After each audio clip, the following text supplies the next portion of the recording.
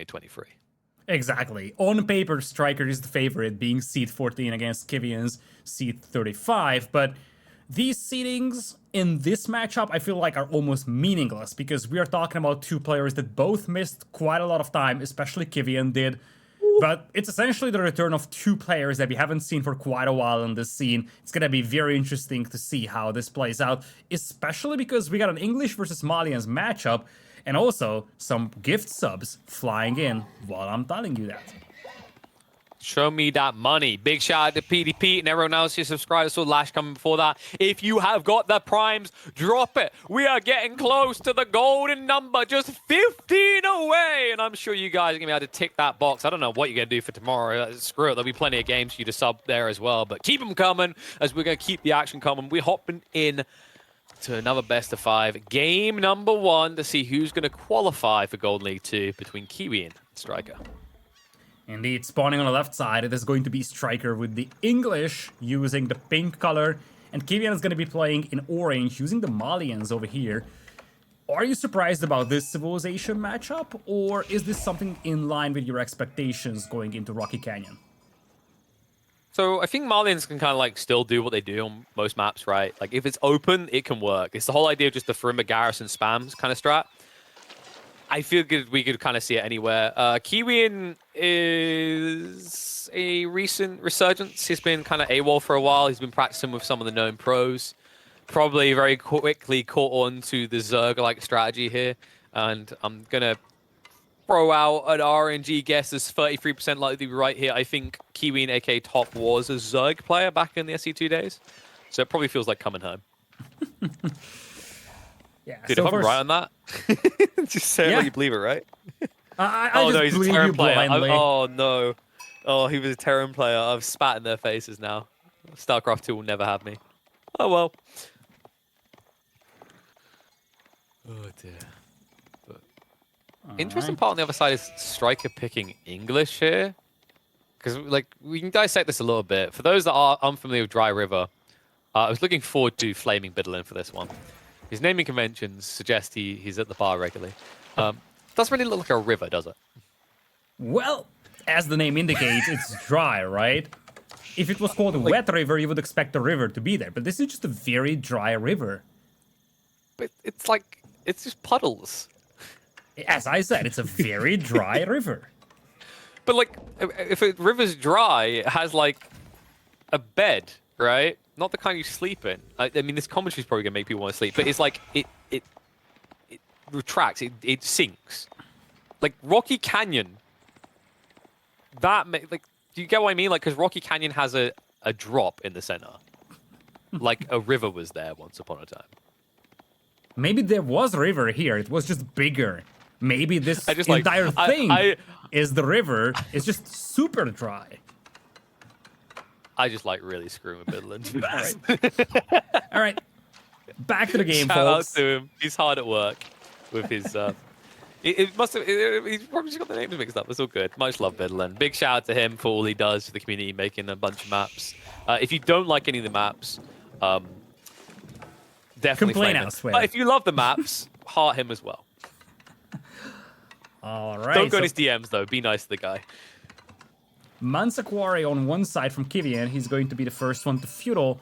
Other side, Striker is going to delay his own feudal by going for Dock, which to me seems like a little wacky of an approach here with the English. I understand the concept, but I just feel like you get so little return value from these tiny pawns that one has to question whether it's actually a good idea to invest that much into fishing.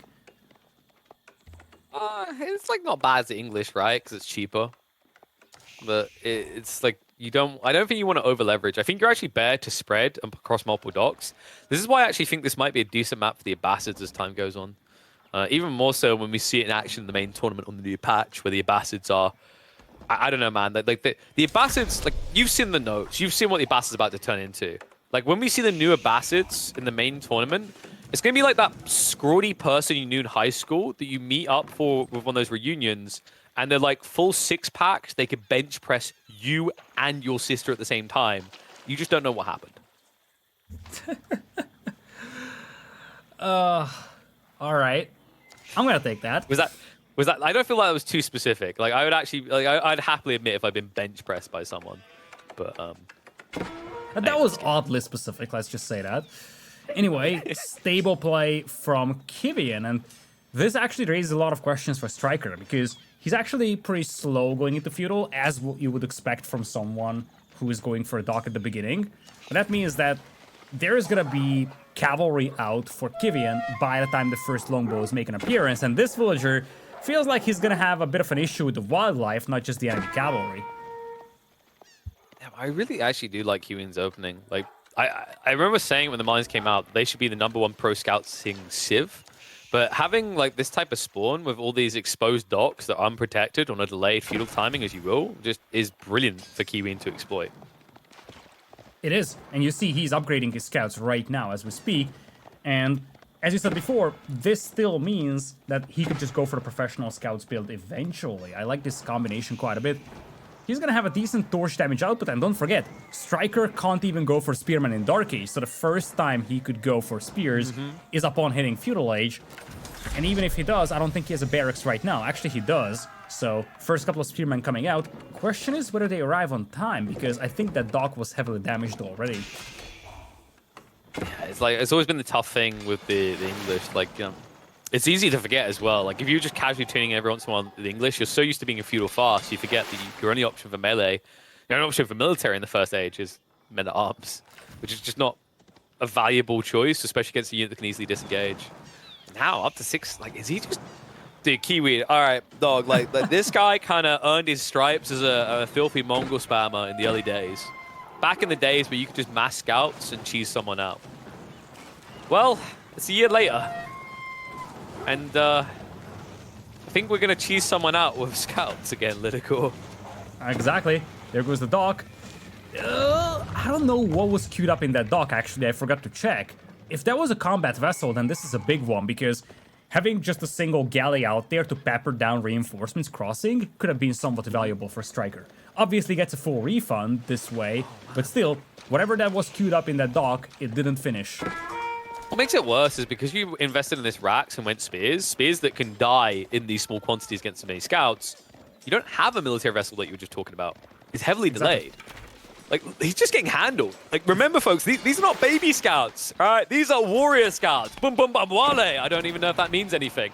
I've been watching too much Black Panther at the moment. But the point is, these guys do significant damage with melee. They're not just a pushover with a tickle.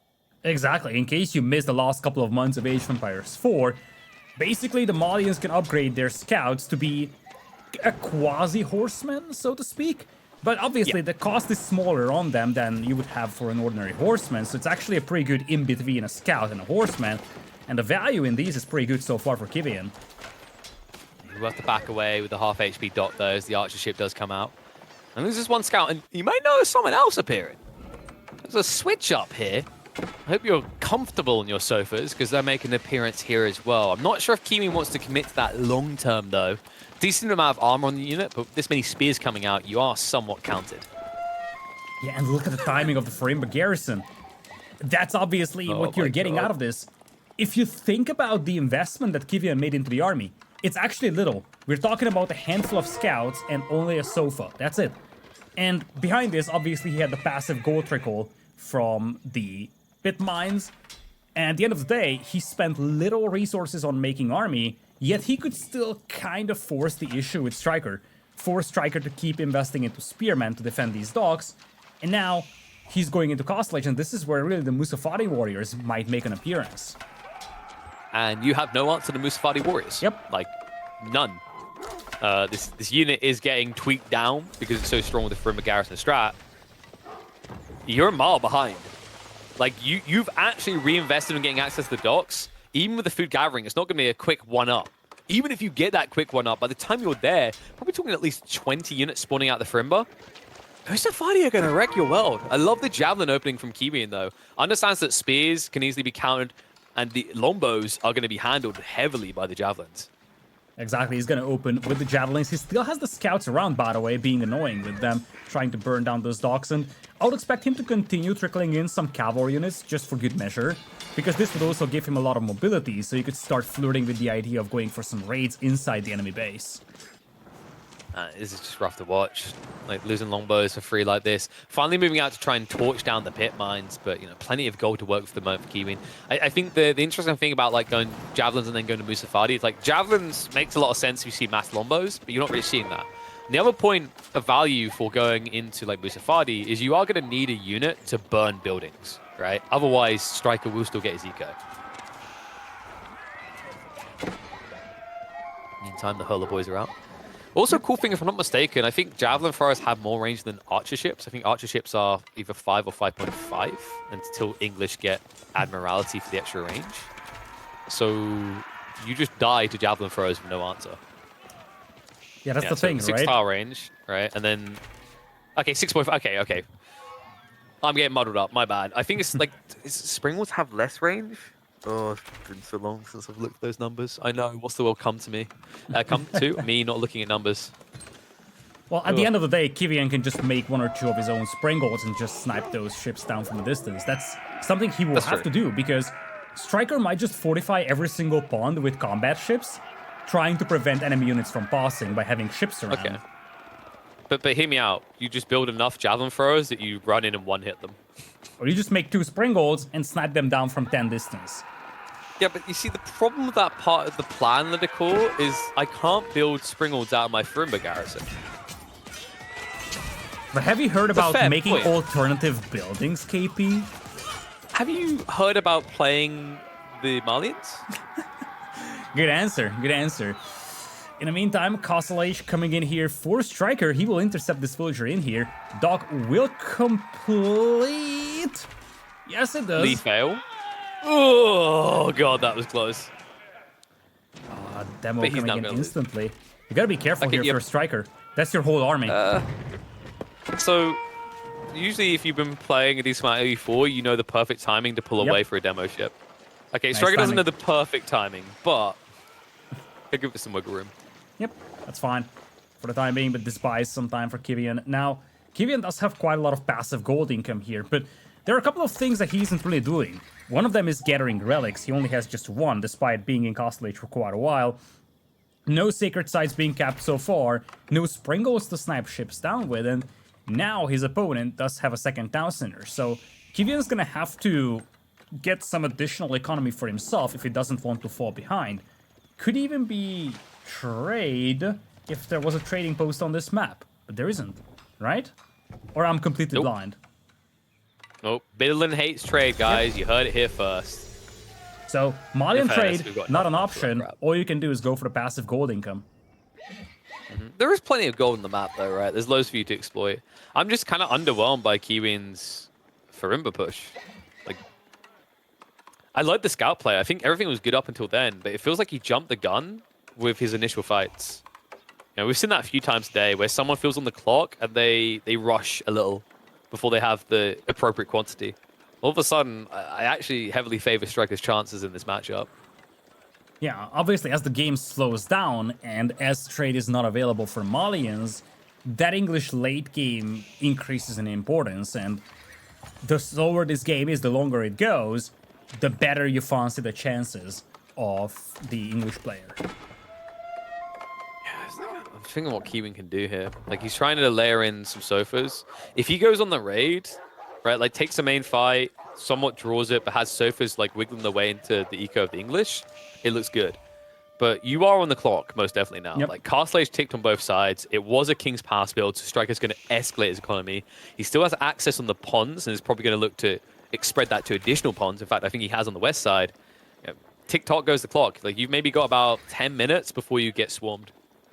Exactly, I agree with you. And the thing is that even if the ponds run dry of fish, don't forget, English have cheaper farms, so the transition isn't that difficult. In fact, it already begun for Striker. He's on 2 TCs, mining stone, walling off the flanks. Next logical step for him is to place a castle in the middle, fortify that location, and just delay this game so that the player is going to Imperial. And once they are there, obviously you can really unlock the late game potential of the English. Whereas for the Malians, one of their biggest strengths late game, the trade, is just not a factor on this map. Yeah, there's a point where you just quickly open up the chat and go, yo, Striker. Like, yeah, what's up, bro? Can you build a marketplace? Why? No reason. Just think you should like, you got loads of extra like gold. You should trade it. I don't think he's gonna be convinced. Yeah, me neither. For the time being, he is holding on to the gold that he has. A couple of horsemen running fast over here. It's just gonna be good for info, but it's actually better than that. Kiwian is chasing, so Striker can creep up with the walls. You can see second layer of walls just now coming up on the left flank. You ever realize how psychotic Musafadi warriors look when they charge? They really do, don't they? Like, you just imagine them Charlie screaming, like one hand clearly only being wielded. It's such a clumsy charge as well. Like, you can't really see how they would be protected in the event that someone, I don't know, stuck a spear in their face. He doesn't see it though. He doesn't see the stone walls. Striker might actually get away with this. He's about to bump into those stone walls as we speak. We'll be able to intercept the villagers. There's no way you get this up. Look how much he's tried to carve. Like, he didn't use the wood lines. Probably intentionally. He doesn't want to chop through. He wants vanilla stone walls with no chance to chop through them. But he didn't expect this army to be there when, or at least before he finishes these walls. And there's not a single combat ship here on this spawn either to deter this army from aggressing. So these stone walls, they'll never be completed. I'll tell you what, if Striker does qualify, you know, we've probably done him a favor of round one, not allowing stone walls at all. Because this was never going to work out. It was way too ambitious of an undertaking. And the stone walls, of course, take quite a while to build. You've stretched yourself wide there. You know, it's kind of crazy. I feel like maybe it would have even been better to delete the wood wall behind and stone wall there, because that pond that you've just tried to encapsulate has mostly been exhausted, if I'm not mistaken. Exactly. There's really great value here. That's a depleted pond. Now, is it? Ooh, okay, I think he's like... So most of them are still there. I think there's 5 per pond, but I imagine 2 of them are almost completely drained. Now, Kiwian's army is to the south, and this is something that Striker knows. He's going to pinch around from the northern side. He's got quite a few longbows out here, the veteran sees, so he could actually do some damage here. For now, just will pick off a couple of fishing ships. Not a tremendous amount of damage, though, especially if you consider that his base will be under attack in a second. Hey, look at that! He actually did go for a siege workshop, but he didn't like your idea, Lidakor. It's a Mangonel play. Well, it's not like there is much left on the pawns to destroy, so might as well go for a Mangonel to deal with the longbows. Like, bro, like, have you counted longbows enough yet, do you think, Kiwian? Just 30 javelin throwers and a Mangonel as well. I think they may be counted at this stage. Quite possibly so. Now, one thing that may not be countered directly is horsemen. Striker is quickly building up a force of horsemen. He's up to 10. And it's not like there's anything that's directly countering those horsemen. It's kind of like the one thing that works against Malians, isn't it? Like, as cool as Donzos sound, when does someone willingly build Donzos? Good question. Although, I guess one day after the Malians were released, Donzos were still popular. I'm sorry, I love how pathetic ships look against javelin throwers. It's kind of like that is the equivalent of watching someone throw sticks at a tank. Why does it work? Historical accuracy, ladies and gentlemen. Are these javelins made of, like, I don't know, adamantium? Maybe they're torpedoes, actually. That would explain the explosive value of Malians at the beginning of Castle Age. Alright, this is a please don't kill me castle. This is 100% a please don't kill me castle. Horsemen flirting with that flank. They could pick the Mangonels from a good angle. Nice little body blocks coming in here from Kiwian, though. Yeah, but he's staggered formation right now. But he somehow gets away with it. The horseman pathing the wrong way for him. Mangonel hit! Drags back towards the villagers. He gets a second flurry out. Sure, the keep will go up, but the price will be high. Instead, Kiwian hesitates and has to back away. Yeah, at least he keeps his army alive. Did quite a bit of damage on the opposing army. A lot of those longbows are now heavily damaged, but Springboards are coming out here for Striker. You still have to be cautious with those longbows, though. Mangonels setting up the fire. So, for now, Striker is boxed in inside his base, but I don't see any heavy siege coming out for Kiwian that would take down that keep. And that right there, by the way, is an educational lesson in the curse of A-clicking Mangonels. That horseman in the front. But like even before that, it kind of felt like the Mangoes got lucky with that drag back shot.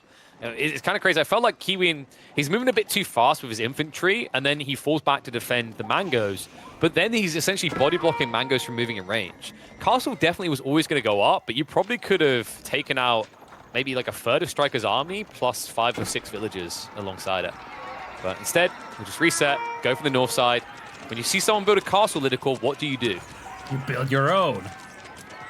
That's true, but that was the answer we were looking for. Just go around. Yeah, that's a good one too. Although you could just make a forward siege workshop and start blasting your way through it. That's also an approach. Now, it's gonna be challenging because you're attacking into the network of castles bonus of the English. It's gonna be even more so challenging if you lose your mangonels like that.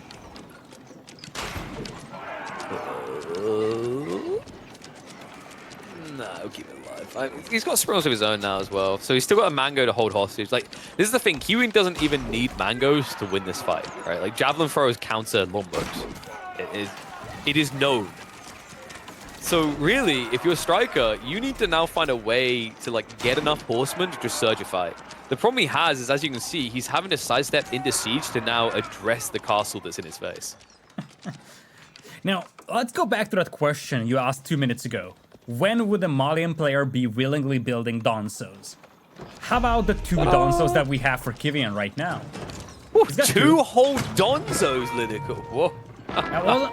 You didn't if ask I'm striker, you didn't ask I retire. how many you should build. You asked, when is the time when someone willingly builds them? Well, here it is. Yes, and because he's seen 2 Donzos, striker now has only 2 options. A, stop building horsemen, or B, surrender. Or C, just go AFK, make yourself a sandwich, get someone out of the fridge, and lose your siege.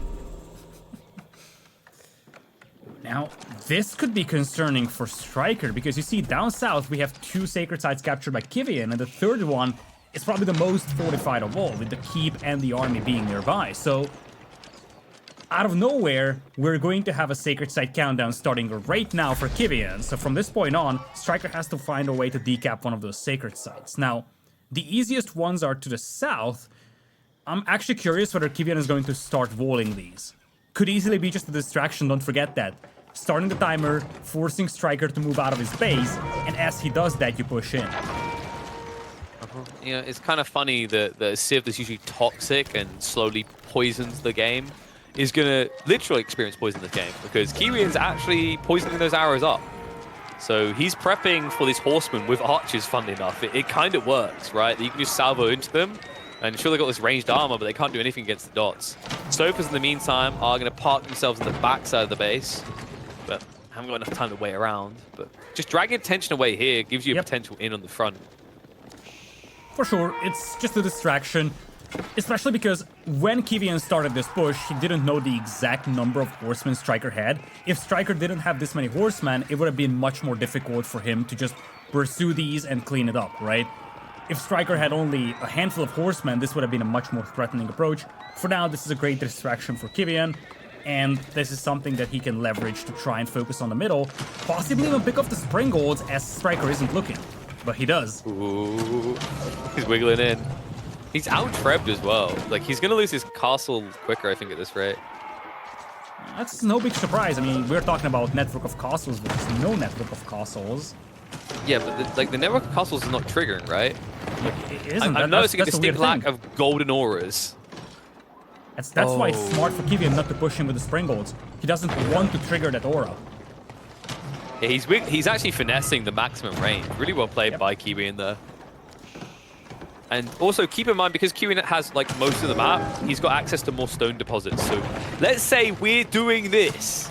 Everyone, side depression right there. We're doing this thing right here for the next 20 minutes. Kiwian should be able to do it for longer because stone, well, he has more access to it, right? He has the center of the map. Well, he has 100 stone in the bank. On the other side, Striker ran out of stone for a brief moment, so he stopped repairing. Now he's back on track. Uh-oh, he's not repairing. No, they're both just giving up on this idea. Oh my! All right, Kiwian. Losing a little bit more than he should there. Now, that wasn't even the attack speed. That was just optimal play by Striker. However, the lack of stone, think this castle's reign has come to an end just in time for Striker to try and charge out. Well, castle still stands. Big charge coming in here with the cavalry, but now poison arrows on those archers, javelin throwers as well. This is not a fight that Striker can take. I mean, it's full range comp, but it's actually working here. There's just not enough of a front line. Striker lacks the mass to approach this fight, and he's wasted so much time on that front line. The only option is to fall back. Yeah, he's got a network of castles on the longbows, though. That's a big thing. At least he keeps the castle alive. That's the key thing. Okay. He shielded the Springolds with that army to pick off the trebuchets, or at least force them back, and he keeps the castle alive, and with that, the aura as well. That was well played. I was worried he was going to hard commit to the fight. Like you mentioned, the network of castles, it's kind of a bait here, right? Remember, those javelin throwers have a lot of range resistance and get bonus damage against the longbows. So it's not really a fight you're going to win long term. So I'm glad he kind of like reset, right? Once you run out of that front line, your time is done. But as you mentioned, keeps the castle alive. He has got that fat stack of stones, so you can keep at this a while. What I'm not seeing right now for Striker is the end goal. Exactly. What is your achievement from this? Like, you don't actually have the resources to go Imperial Age, and the timer continues to tick down. Exactly. That's the big thing. As you said, the horsemen were sacrificed as the front line to keep the longbows alive, but at the end of the day, what Striker is left with is 50 longbows against 42 javelin throwers, and javelin throwers are a counter unit to longbows. And once you leave the safety of that castle, once you leave that aura, this is easily a battle that Kiwian is going to win. And as you said, Striker has to break out of his base in less than 6 minutes' time. And it's not like he's contesting the southern sacred sites either, so he might just try to push his way through this northern sacred site, but with the army he currently has, I don't think he can succeed in accomplishing that. How do you build enough horsemen now as well? Like, I've been watching his food income for the last 2-3 minutes, and it's been there the whole time. You can't amass enough horsemen to counter this. So, like, your slow approach, in theory, works if you get these cheeky little trade-outs for siege, but I don't really feel like he's clearly winning in that regard either. Beautiful mangonel shots, though. Springolds lagging a little behind, and now they're exchanging with the Springolds. Mangonel's still alive on both sides, actually. You gotta be cautious of the micro here. If there's anything that Striker can do to win this, it's actually getting some mangonel shots on the javelin throwers. Yeah, but that's difficult. Remember, they have decent range, right? So it feels like they don't need to get as close as you'd like. That double mango will keep your longbows at bay. A lack of front line means Striker is running out of time. Now, he does have plenty of stone to keep that castle alive, but once you go where you aim it, maybe it's time to finally invest in a gate on the south side and sneak a horseman out for a decap.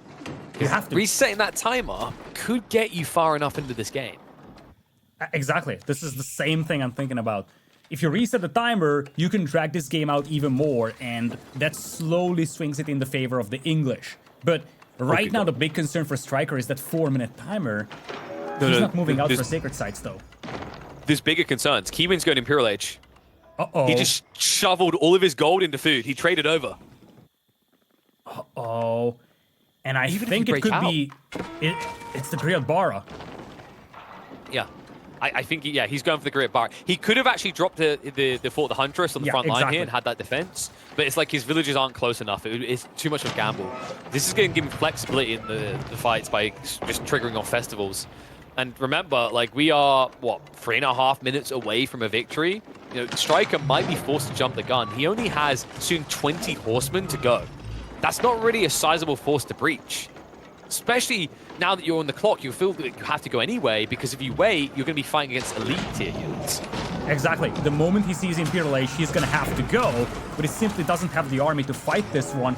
Springgold numbers also looking good for Kiwian, enough to deter the mangonel push, and it's just difficult right now to get mangonel shots in for Striker.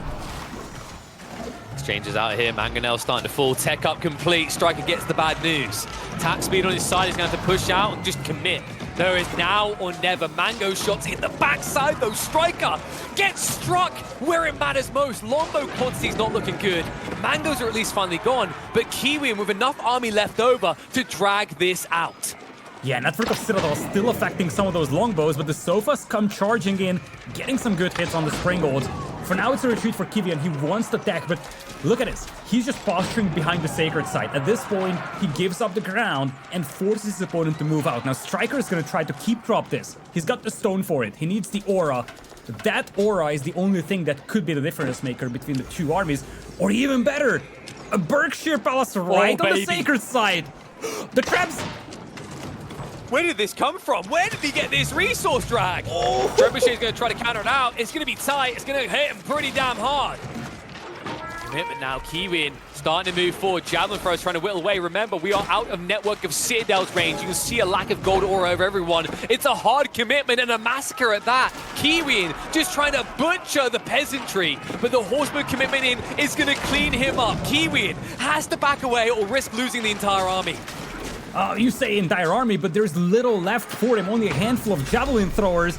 Imperial Age comes in for Striker. He is gonna decap the sacred site. And ladies and gentlemen, we have a game on our hands. There's no way to stop it. All the villagers on immediately. Striker says no. This is late game territory. You want to go Imperial Age on me? I'm playing the English. Respect the name. And all of a sudden, Kiwian has lost full control and momentum. His tech ops haven't even been prepped behind all this. He was playing with Castle Age units the entirety of that fight. It's why it looks so simple for Striker. And now Striker, with the formidable economy he has, can go elite tier first. Not only that, we're talking Imperial Age English. That means enclosures. That means boosted up farm gathering rates. This is where they thrive. Exactly. And he has a great position on the map as well. Trenches have been dug with the stone walls. All the fighting is focused here in the middle where the Berkshire Palace reigns supreme. He's got the Springles as well to take down any Mangonels. And as you said, the big thing that's missing for Kiwian is Imperial Age technologies for his army. Despite the fact that he was the first to Imperial, he didn't have the techs. Now look at Striker. He's getting elite horsemen, he's getting elite longbows. Volley, it's gonna be a critical upgrade as well for those longbows. And Kiwian, not only is he struggling with tech, he's struggling with population, because if you look at that economy, it looks feeble. Yeah. That's the thing. You can kind of feel he's on the clock because he's always going to be up against this multi-TC build, the English. The gathering rates are always going to be superior. Sure, you got the pit mines working for you, but that's limited, right? For Rimbo is great, we know. But there is a limit to what it can achieve. If you go and start building units out the other buildings, you aren't just paying with gold. You need to pay with the food and the wood. And that is really where he's going to fall flat. That's why he was always in on this kind of finite timing. It's why I'm a little bit worried for the Malians looking forward to the new patch, as Farimbo really was their go-to strategy. There's definitely going to be a lot of alterations moving forward, but we focus on the now, and the now is showing Striker reigning supreme. He's finally starting to move out, and for the first time, what feels like the entire game, he's moving into Kiwian territory. Yeah, and look at how he's playing this. He's just slowly digging the trenches. Now he has a definitive control over the northern sacred site. So, sacred site control, that win condition, it's gone for Kiwian, and he's likely not going to have a chance to get it back. So from now on, it's direct, fight it out on the battlefield style approach, and Striker has a massive advantage in that. And this is hurting me to my core. Kiwian, he's queued up the Mustafadi gunners against English longbows. It's possibly the worst matchup to have to do this in. Exactly, especially when your eco is so weak. Those Mustafadi gunners, they're pricey units. It's not like you can replace them indefinitely. In fact, I'm very much concerned for Kiwian's population. It has been 133 only. And it's very slow with the increase. In fact, if you take a look at his unit queue at the top of the screen, he only has one bombard queued up. That's it. Nothing else. Whereas on the other side, Striker, he's not queuing new units because he's already pop-capped. Instead, he's banking up tons of resources. Now, to his credit, Kiwian has tried to pivot to get the food source. You saw the cow ranches being set up, but this is a slow and arduous process compared to the size of the English economy. Grounds are being gained. Remember, walls have been set up throughout this game by Striker, barely anyway by Kiwian. Those pit mines are exposed on the front side. Everything feels exposed at this stage.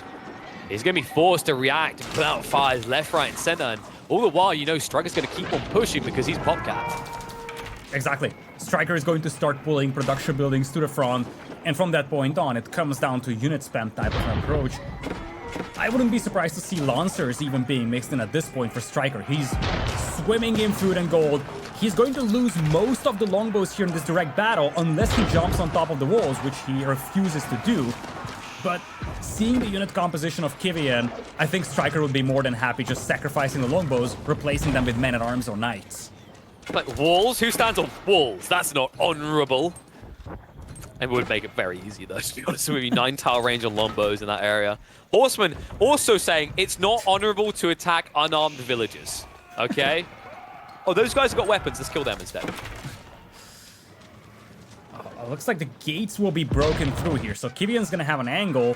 Horseman will get cleaned up. And now is the big question for Striker. What is he going for unit composition-wise? Because he is losing his Horsemen. He lost quite a lot of Longbows. Is he going to replace them with premium tier units? Looks like he will, but he will do so with men-at-arms and not knights. Oh, man, like, you're playing into a comp of Sofas and Musafadi gunners, and your players are going for men-at-arms. I think your Longbows are going to lack protection, and then the gunners are just going to be true to their name, right? Gun beats everything, as we've learned through history. So at that stage, like, Striker's heavily discounted. I think he needs to use these walls. These walls are his biggest boon. You mentioned it a little bit earlier. Why are the Longbow's not on there? He can just stand his ground. You know, that plus volley, make sure you extend your network of citadels, and all of a sudden Kiwian's uncomfortable. But if you don't start utilizing these walls, you let them get blitzed down for free, and these Sofas start to get involved in the fights, I really start to heavily favor the Malians. I agree. I 100% agree.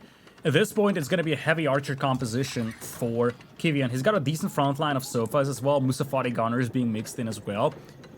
I think if you're a Striker, you have to maintain some presence with the Longbows because that's just such a versatile unit, as you said.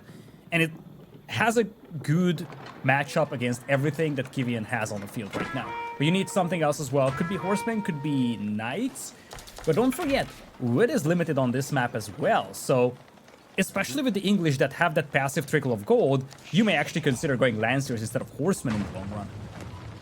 I feel like wood isn't that bad in this map, right? Like, I agree, compared to, like, Pit, it's limited. But, like, Sure. It's basically dry Arabia standards. So I think there's a decent amount that you can work with. So I'm not worried about the wood just being exhausted anytime too soon. Well, And obviously the person that's more worried about that is going to be Striker, because I think his comp needs it more. Exactly, Kiwian, funnily enough, is quite budgeted. and he's been using a lot of wood-heavy units over the course of this game. Don't forget that. A lot of Horsemen, a lot of Longbows. So he's been cutting through those forests rather swiftly. And now he's going to cut through the opponent's base swiftly. Army of Kiwian nowhere to be found. Because he went north, but I don't know. Does he hate Pumba? It's a very weird angle for Kiwian to take, because we know there's walls up there, and that wouldn't even put you close to the base. He's just completely out of position here. Yeah, there's a second layer of walls behind that for Striker, so even if he gets through those, it's gonna be insufficient. This push is much more valuable for Striker. Finally, reinforcements come in, but the walls are still standing. This will be the time to retreat on them. Going to get on those, going to actually run deeper into the base of the Malians. Keep counter's going to come out. Kiwian realizes he can't get it up. And arms are in. It's going to draw a lot of the fire, so the Lombos will reign supreme here. Now remember, there were some Musafadi gunners in there, archers as well, but like at this stage, you know, even the javelin throwers start to struggle against the elite Lombos, especially with that attack speed.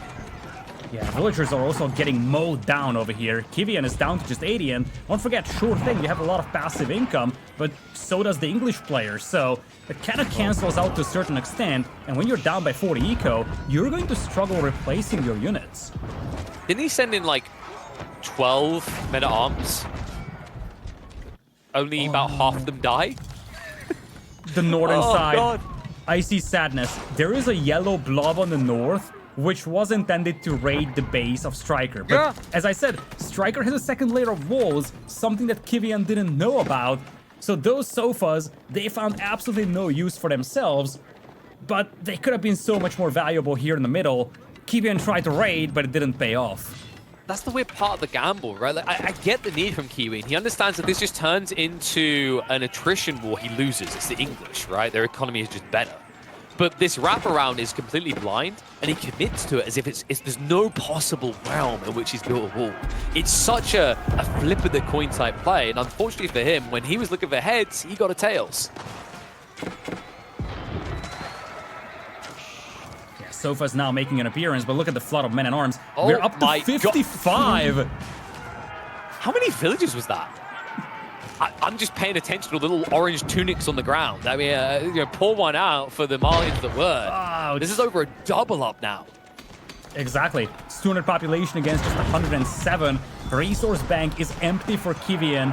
He still has a good unit composition of premium units, Sofas and Musafati gunners, but longevity is simply not there. Striker has twice the army. Actually, army size is comparable, but twice the population. Oh my god. Look at the men-at-arms count from Striker. Yep.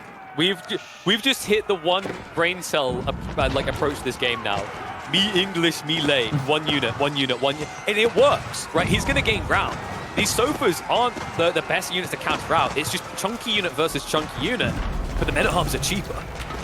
Exactly. And don't forget, Sofas have a lower attack than ordinary knights do, so they don't do that well against, or as well against the men-at-arms as, let's say, knights would do. It's just brutal. I mean, it's not to discount what Striker's done to get to this point. It was a phenomenal way to turn this around. The landmark drop on the sacred side, the way he held on, and now the way he propels forward. But he really has reached a simple point in this game, and he knows it. If I just keep pushing men-at-arms non-stop, add in a few premium units, I'm eventually going to win this game. Kiwian's army is now down to single digits. This should be the GG. Exactly. But this is exactly the game plan that Striker had on his mind. Wait until he can break out. And he was patient. It was 1.5 minutes left on the timer when he made that breakout. Took a great fight, fortified that sacred site, and from that point on, Kiwian just wasn't able to counterattack. It was a snowball effect because we have reached that breaking point with the English. Now there's just no way back for Kiwian, down to 60 population. It's not a matter of who, it's a matter of when for game number 1. Will he make the poor bovines die? Will they get to live? But like, Master, please, just call it. We're done here.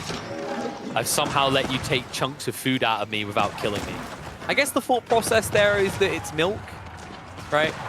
Which is deceptive because on the icons, food is clearly a giant slab of meat that's probably a poor cow's leg.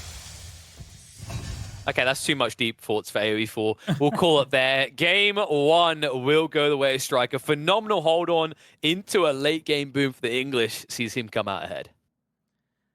And look what we have coming in for game number 2, folks. Obviously, we are catching up with this series, as this series has been going on simultaneously to the others that we have caused. So, luckily for you, there's going to be minimal wait between these games. We're ready with game number 2 in a matter of seconds, jumping into Canal for a Delhi mirror. Oh, it's almost like Delhi was predicted to be a really good city. I think we're going to see a lot of Delhi moving forward in the tournament, folks. It's just going to be a preview to the main course. Other one, of course, is Mongols, but they're going to be saving that. I think Mongols will make an appearance in Golden Heights. Whole Island should be reserved English for Kiwian, maybe French on the other side. Rocky Canyon, I honestly think, is the most flexible. We might see Ottomans, we might see HRE, we might see Abbasids coming out there. I speed ran my predictions so we can get ready for game number 2. Well, this is going to be the first time we have a mirror matchup in between these two, and as we always say, it comes down to small details, or not just necessarily when it comes to execution, but also strategy-wise. We have seen some Tower of Victory approaches today on this map. Do you think that we could see one player, or possibly both, going for Tower of Victory here? I think both are viable here. Like, Dome of Faith especially feels good because there's just 4 sacred sites. It's like a differing approach. I think the Tower of Victory hits harder, faster, but like long-term, Dome of Faith feels better simply because of the cheaper production of scholars, right? And it gives you a little bit more optimal timers and researchers. Now, that does pivot back. If you get to the late game, we're talking pop cap, attack speed is just a given, right? I don't care about these small, pitiful savings on the Dome of Faith later on. But there is this nice kind of interim where I do favor Dome of Faith. Like, whenever you go in for the Tower of Victory build, you're playing a glass cannon logic, right? I do more damage, but I haven't got as much sustain. So if one of them does go Tower of Victory, expect the other one to heavily leverage archers. Because your goal is to make sure your opponent can never show up in the fight with scholars, or he'll just instantly lose them. In the meantime, let's mention that Holy Island and Golden Heights is the 2 home maps for Striker. Kiwian has selected Canal and the Rocky Canyon, and they've opened with Dry River. We're going into Canal, which is the first home map of Kiwian in this best of 5. The winner qualifies for Golden League 2. The loser, he will have to retry tomorrow, as we have Striker with the color blue on the right side and Kiwian with the color red, both using the Delhi. You heard that right. You know, stakes are high in that you want to qualify into a $70,000 tournament, but there's at least a retry without a need to buy. As tomorrow we will see a bunch of familiar faces once again make an attempt to make it in. By the end of this weekend, we would have qualified 48 players through to Golden League 2. So make sure you catch all those games. But look at this one, Delhi matchup. First things first, who's going to be rushing out? Is there going to be an edge or something aggressive when it comes to dot placement? Looks like both are actually just going for a safe dot drop on their own side. Yeah, there could be a chance that we are just going to see a very passive play over here, or we could also see some level of aggression coming in from all these players, trying to push a little deeper with those docks. For now, it seems kind of similar for both. I would think that Kiwian is a little closer to the middle, though, and as you pointed out previously, on this map, the closer you get to the middle, the higher the amount of fish that's available nearby, so that could be a little edge for Kiwian. Question is whether we're going to see any walls in between those two players on that crossing. Yeah, that hasn't happened yet. It's kind of one of those weird ones. Most people, when they match against the Delhi, they'll want a wall. But they're both Delhi, so... it's kind of hard. Like, maybe you just leave it open, because you mentioned small differences make the mile. Well, if one of us walls and the other doesn't, then like whoever walls is at an eco disadvantage because of that investment. Exactly. I feel like it depends on how you want to approach Feudal Age rather than Dark Age, because naturally, with your fishing ships also being able to shoot, your opponent isn't going to push you with fish or anything like that. But if you want to get a wall up, that would basically mean that you could possibly get away with less investment when it comes to Navy and Feudal Age and focus a little bit more on land. So the fact that we're not seeing any walls from either of these players makes me believe that we could easily see almost full naval commitment at the beginning of Feudal Age from both players. I'm just looking at like the rest of the map to see if anyone got royally screwed over. I think things are fairly even. I'd probably give a slight edge to Kiwian after he moves out of the base, because he's got this concave nature to his wood lines in the center, which makes it a lot easier to safely wall, whereas Strikers is a bit more scattered. So if we move in that mid-game, and as we know in the mid-game on this map, people get desperate searching for wood, there's nowhere safe, you have to come out, that might be an edge that Kiwian can exploit over Striker. You know, looking at Kiwian's base, he also has 2 small gold mines on his own island as compared to Striker, who only has 1. But luckily for Striker, this is not really a big factor, because from what we can tell in Delhi Mirrors, especially on a map that has 4 sacred sites, the story of gold income is more about the sacred sites and the relics in Castle Age rather than actual gold mining. I don't think like where you can get your kind of conversion point. Usually when you're talking about Delhi Mirrors, it happens in Feudal Age, and usually the big notable one is someone tends to go double blacksmith, and someone else just goes full aggro and builds into like a racks and a stables quicker, right? So curious to see if that's going to be whatever these are trying to cook. Another possible play is if you feel like your opponent doesn't want to come at you hard, like let's say you scout someone does double blacksmiths. I like the idea of a counter double blacksmiths of just rushing Castle Age, because you're already 300 resources ahead of them, right? Yeah, that's an interesting concept for sure. I think a lot depends on whether you go for Tower of Victory or Dome of Faith as well, because I think that's actually going to be a bigger factor than the actual timing of the production buildings and the blacksmith. So I would actually say that's the first big decision point here for these 2 players, and I'm curious to see which approach we're going to see from either of those players. Well, looks like both of them are having the same idea around walls at the same time here. These are the times I actually hate mirrors. It's like literally they are doing the exact same thing. I'm just waiting for the break-off point. There's always something.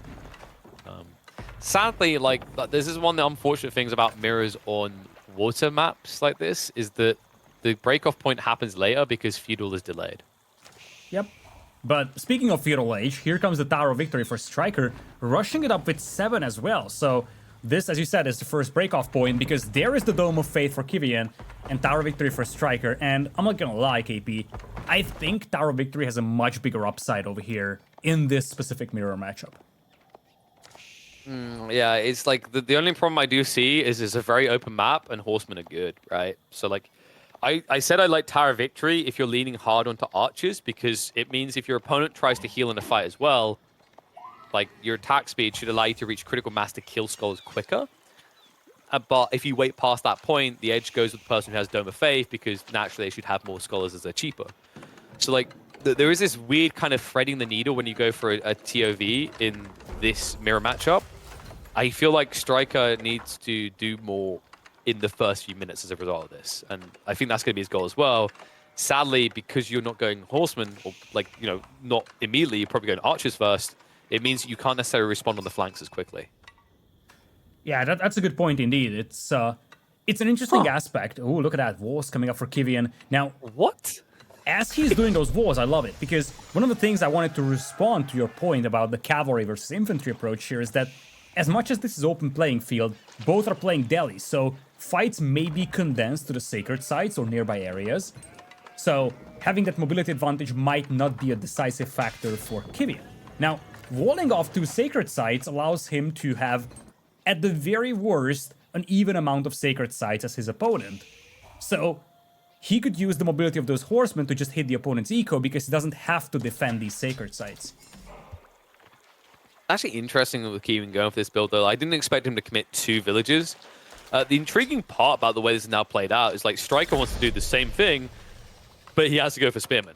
Now, Kiwian, because he went for the villager pull like this to build up the walls, I think the logical play is to not go racks. Usually you build racks because you need that. I think he might just roar open with horsemen.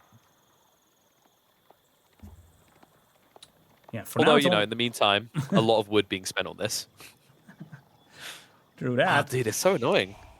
Yes, Like- it's...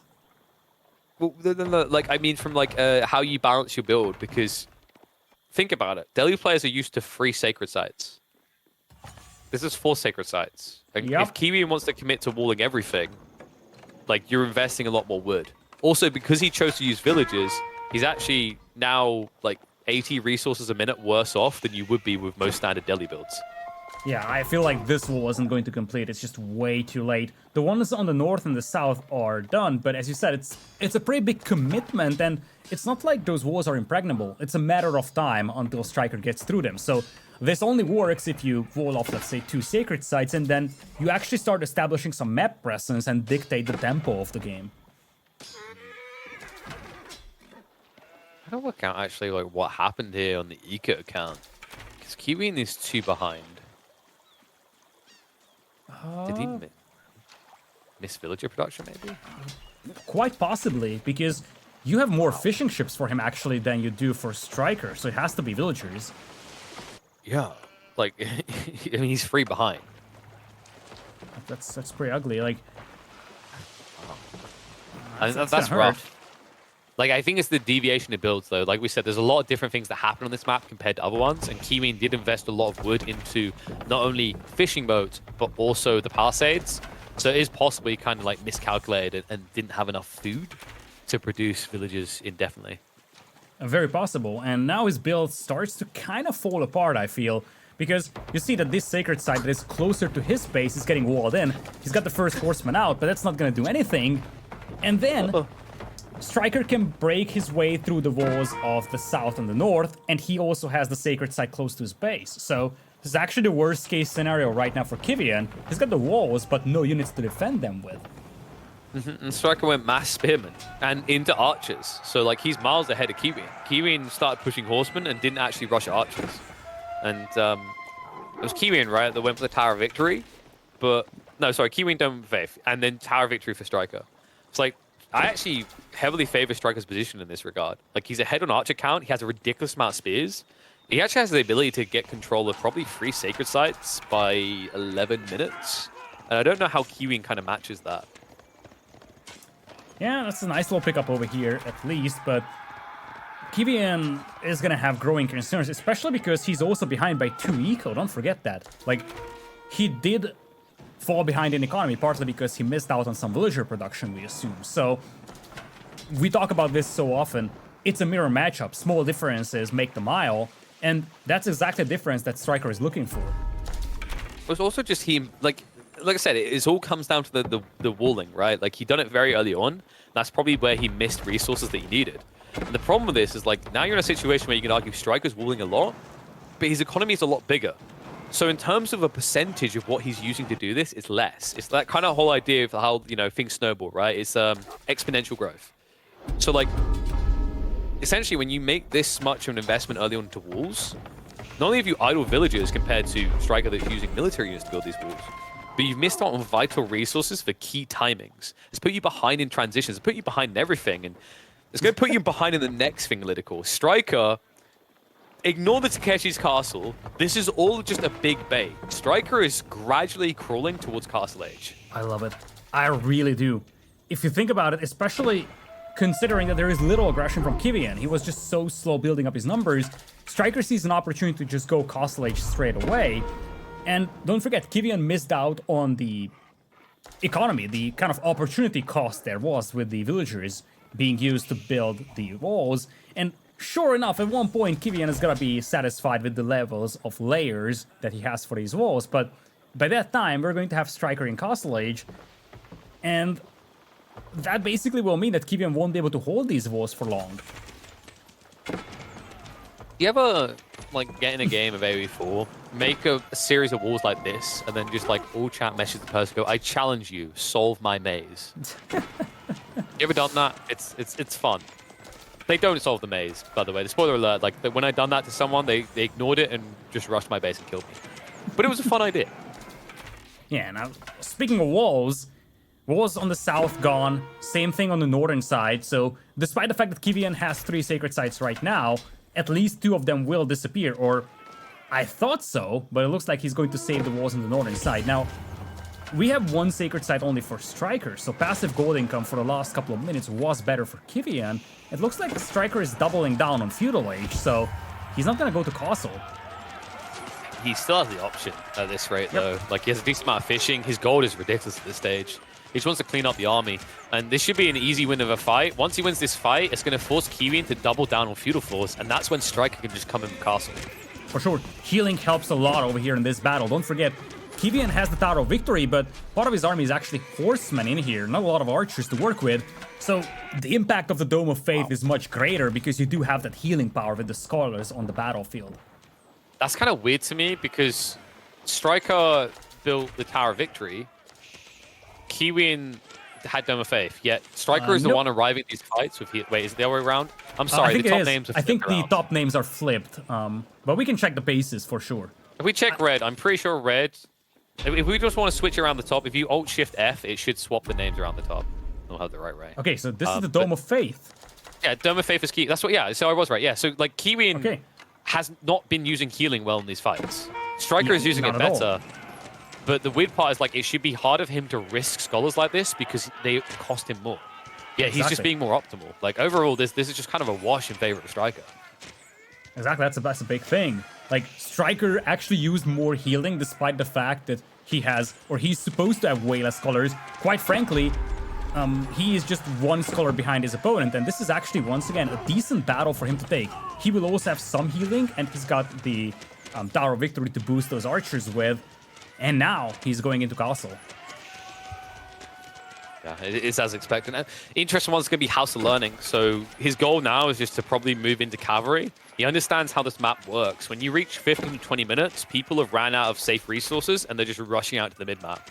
And considering how much has been invested in this nice little maze over here, probably hasn't been doing much walling elsewhere, right? Nice little raid out here, forcing a lot of idle time. Uncharacteristically high amount of idle time forced by just a handful of spearmen. I don't know, I just feel like Striker's playing much better today so far. Like, almost feels like Kiwian, like game 1, he had a solid plan, a deviation from the standard with the Malians. But then as the game went on, it kind of fell apart, which is understandable. Like, most Malian players don't really know how to run Imperial because they finished the game with Farimba. Now we get into a Delhi mirror on a new map. And I don't know if Striker's been putting in more time on the Delhi. I feel like I haven't seen Striker on the ladders in a while, but his execution just looks so much cleaner. It's like he's baiting Kiwian to invest more into things than he needs to. Exactly. Now Kiwian wants to go to Castle Age, but he's just playing catch-up at this point. We are going to see men-at-arms being added by Striker. And at this point, if you look at the scholar count, it's 8 for Kiwian, but he's using a lot of them to heal. 4 for Striker, and we're looking at a Delhi matchup, so it's not like anyone is gonna get a massive power spike from the Castle Age technologies. It's actually gonna be the units, the new units, Lancers, Men-at-Arms, that will make the difference. It's a tough one, right? Like, now what you do is Kiwian. I mean, you kind of gotta commit to just mass healing and hope you can outlast the men-at-arms. But once that count reaches like 15, I don't think your healers are good enough. In fact, they'll just get targeted instantly. This is a great move from Kiwian to shut down the economy, to slow down Striker somewhat, but he needs to do more, and he needs to do it fast. And yeah, don't forget, those archers, they don't have the Tower of Victory buff, unlike the ones from Striker. So they're just ordinary Feudal Age archers against an increasing amount of men-at-arms. House of Learning coming in for Kiwian as well, but he's gonna be forced to retreat. And I could possibly see Striker pinching him from the north. He's got some archers there. Just a few men-at-arms are wasting enough of this time, though, right? Like, the goal is what comes next. We know that he's going to be prepping the more premium line behind this. In fact, he's actually layering crossbows. So great read, understanding Kiwian will inherently reach up into Castle Stage himself. Maybe what he doesn't expect is that actually Kiwian is just going to try to come over the top and push out more crossbowmen, someone that should be achievable, because I believe Kiwian added in more archery ranges back at home. Yeah, Kiwian is going full crossbows over here, but behind this, archers are diving, and it looks like the archers will also spot the ranges.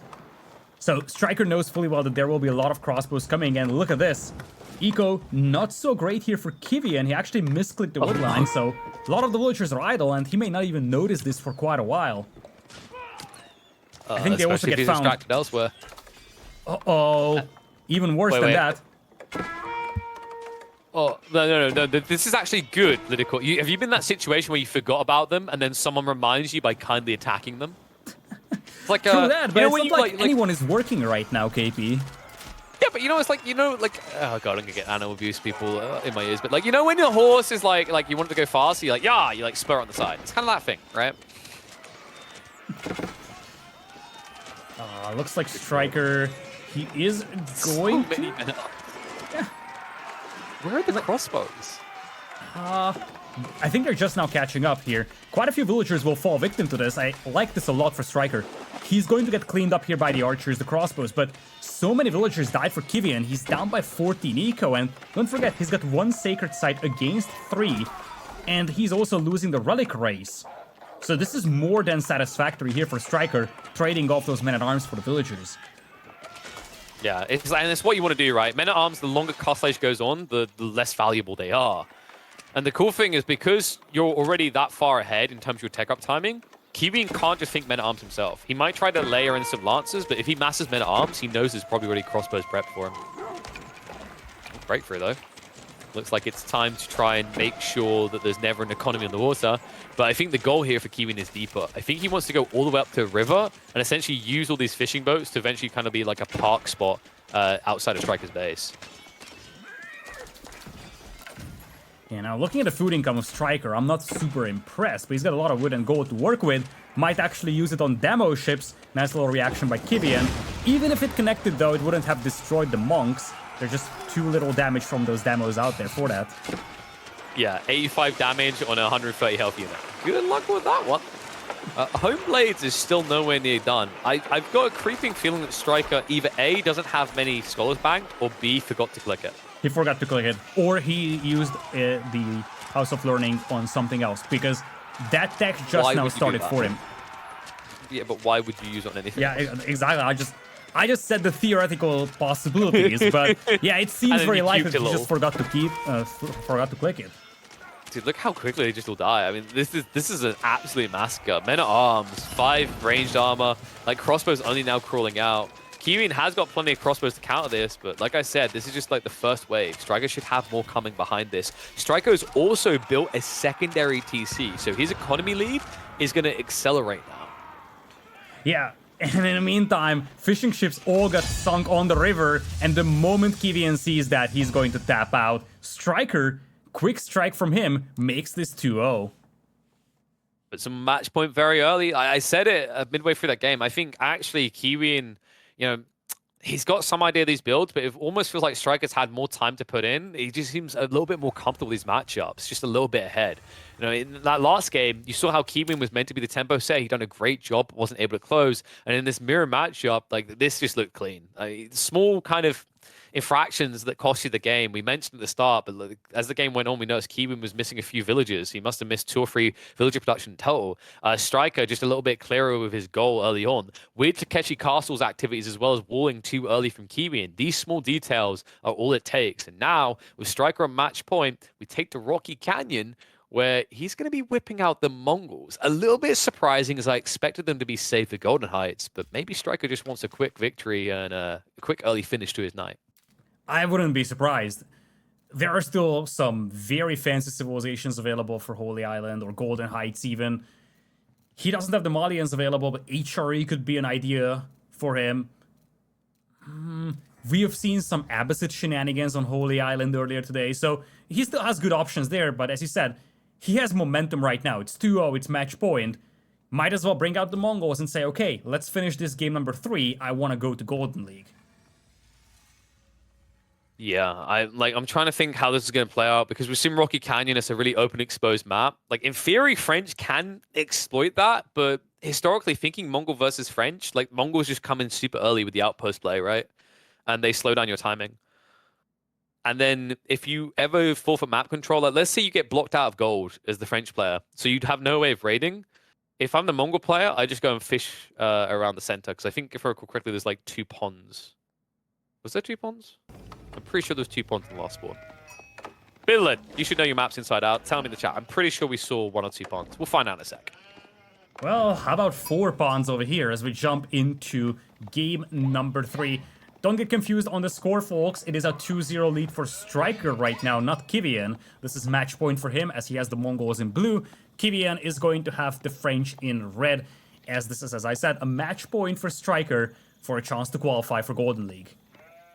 Okay, so we just got confirmation they're not fishable. So that makes a bit more sense. And the Mongol player won't get as much value, but I am looking to things like the ball location, the deer location. Like if he gets in early and blocks Kiwian, he could just immediately go on the deer and just exploit that.